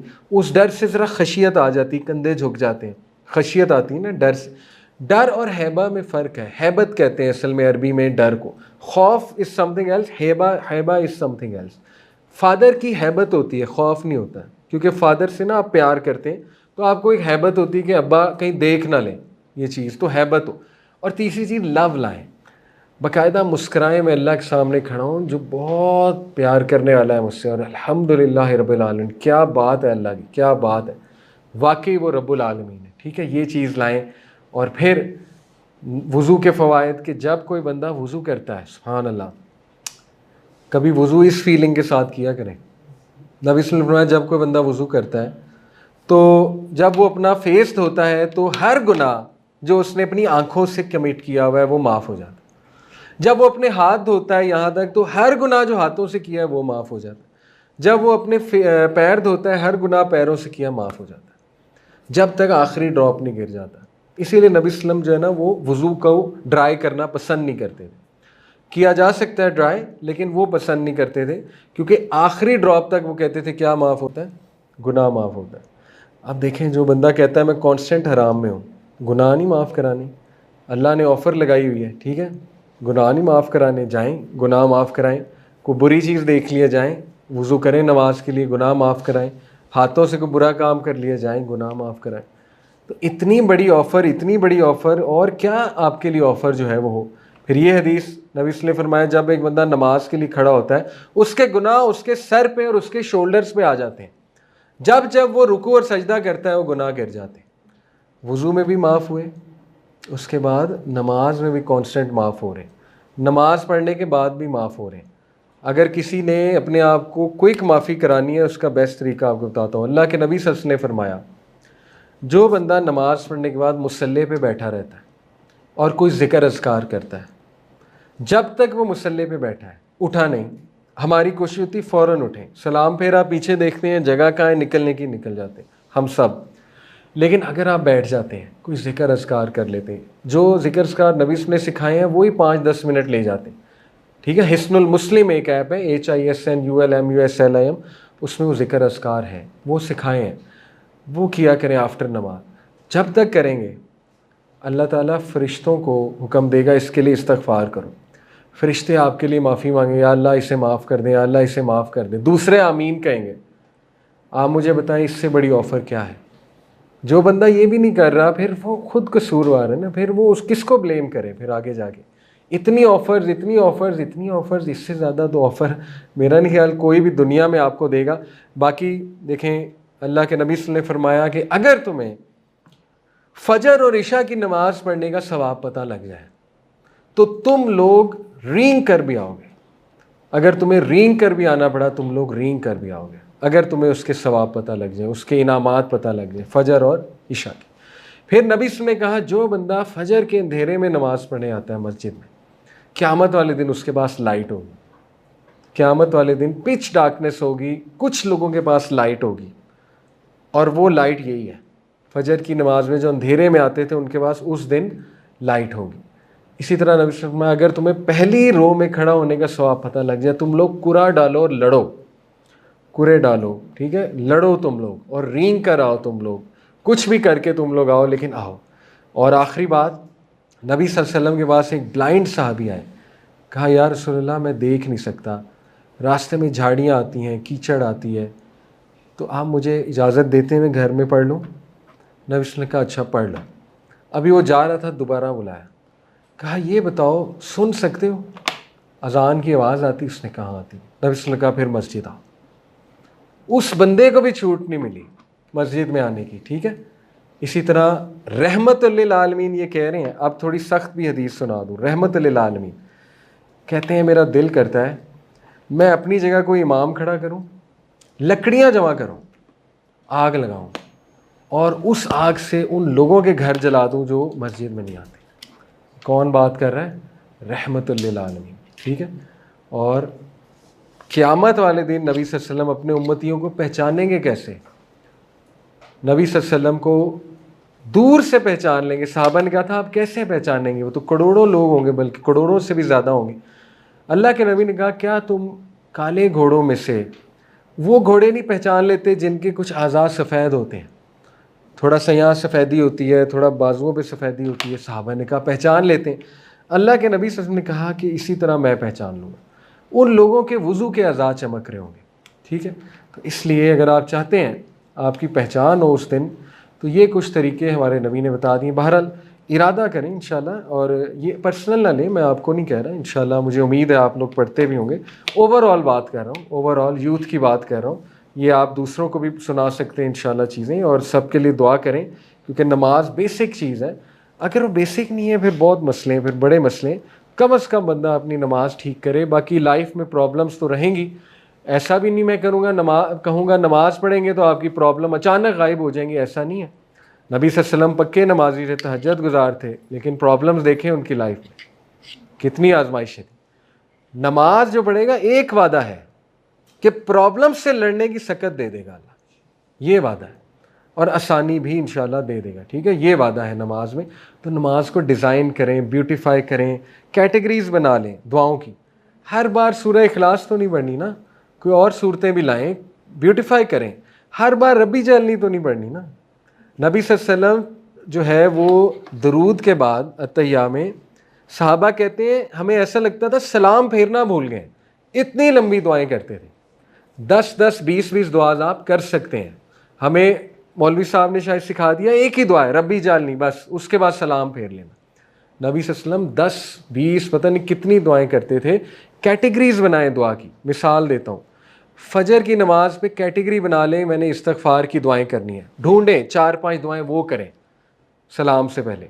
ज़हर की नमाज पे आफ़ियत की दुआएं कैटेगरी बना लें, आसानी और आफ़ियत की, ढूंढें वो दुआएं क्या हैं। ठीक है, जैसे मिसाल के तौर पे या हय्यु या क़य्यूम बिरहमतिका अस्तगीस अस्लिह लिशानी कुल्लहु, अल्लाह मेरे तमाम मामलात दुरुस्त कर दे, अस्लिह लिशानी कुल्लहु। असर की नमाज पे इस्तकामत की कैटेगरी बनाएं, इस्तकामत चाहिए, दरूद के बाद इस्तकामत की 4-5 दुआएं करें। मगरिब पे दुनियावी चीज़ों की कैटेगरी बनाएं, अल्लाहुम्मा अक्सर माली, अल्लाह मुझे माल की कसरत दे, व वलदी, औलाद की कसरत दे, व बारिक ली फ़ीमा अतवैतनी, जो मैं करूँ उसमें बरकत दे। दुनियावी दुआएं, प्योर दुनियावी दुआएं, ठीक है, वो करें। रब्बना आतिना फिद दुनिया हसना करें, अल्लाह दुनिया में भी बेहतरीन दे, आखिरत में भी बेहतरीन दे। अल्लाह मकफ़िनी भी हलालिका वन हरामिका वागनिनी भी फजलिका, अल्लाह हलाल दे, हराम से बचा। दुनियावी दुआएं। इशा पे जो है वो ख़ात्मे की दुआ करें, अच्छे ख़ात्मे की कैटेगरी बना लें। अल्लाह अहसिन आक़िबतना फ़िल उमूर कुल्लिहा वजिरना मिन ख़िज़्यि दुनिया व अज़ाबिल आख़िरह, अल्लाह मेरा ख़ात्मा, तमाम मेरे मामलात का ख़ात्मा अच्छे उस पर करें। कितनी खूबसूरत दुआ है। ठीक है, तो ये कैटेगरीज बनाएं, अगर अपनी नमाज़ों में जान लाएं फिर दिल करेगा। अगर वो खाली नमाजें फिर कोई दिल नहीं करेगा। बहरहाल अल्लाह ताला हमें तौफीक दें नमाज़ पढ़ने की इंशाल्लाह। जज़ाकुमुल्लाह खैर। क्वेश्चन है तो पूछ लें अदरवाइज। जी, अरबी में कर सकते हैं, लेकिन ये कि आप जब अरबी में कर रहे हैं ना तो वो चीज़ें जहन में ले आए जो कर रहे हैं। जैसे एक जनरल दुआ है रब्बना आतिना फिद दुनिया हसना, ये एक जनरल दुआ है, तो ये कहते हुए बेशक रुक जाएं और वो सारी बातें जहन में लाएं जो आप मांग रहे हैं। ठीक है, और वो जहन में लाते हुए, जैसे मैं एक दुआ अल्लाह से करता हूँ, अल्लाहुम्मा इन्नी अस्अलुकल आफिया, छोटी सी दुआ, अल्लाह मुझे आफियत दे। आफियत होता है आसानी और वेलबींग। अब मैं जहन में लाऊंगा अल्लाह मेरी जॉब पे आफियत दे, मेरी औलाद में आफियत दे, मुझे सेहत में आफियत दे। ठीक है, वो सारी चीज़ें मैं जहन में लाऊंगा, मेरे जो कुलीग्स हैं उनके साथ ताल्लुकात में आफियत दे। तो ये इस तरह कर सकते हैं, लेकिन दुआ अरबी में ही हो तो बेहतर है।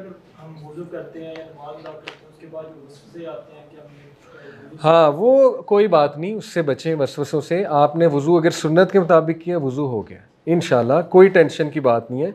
सहाबा के पास तो इतना पानी भी नहीं होता था, वज़ू करते थे।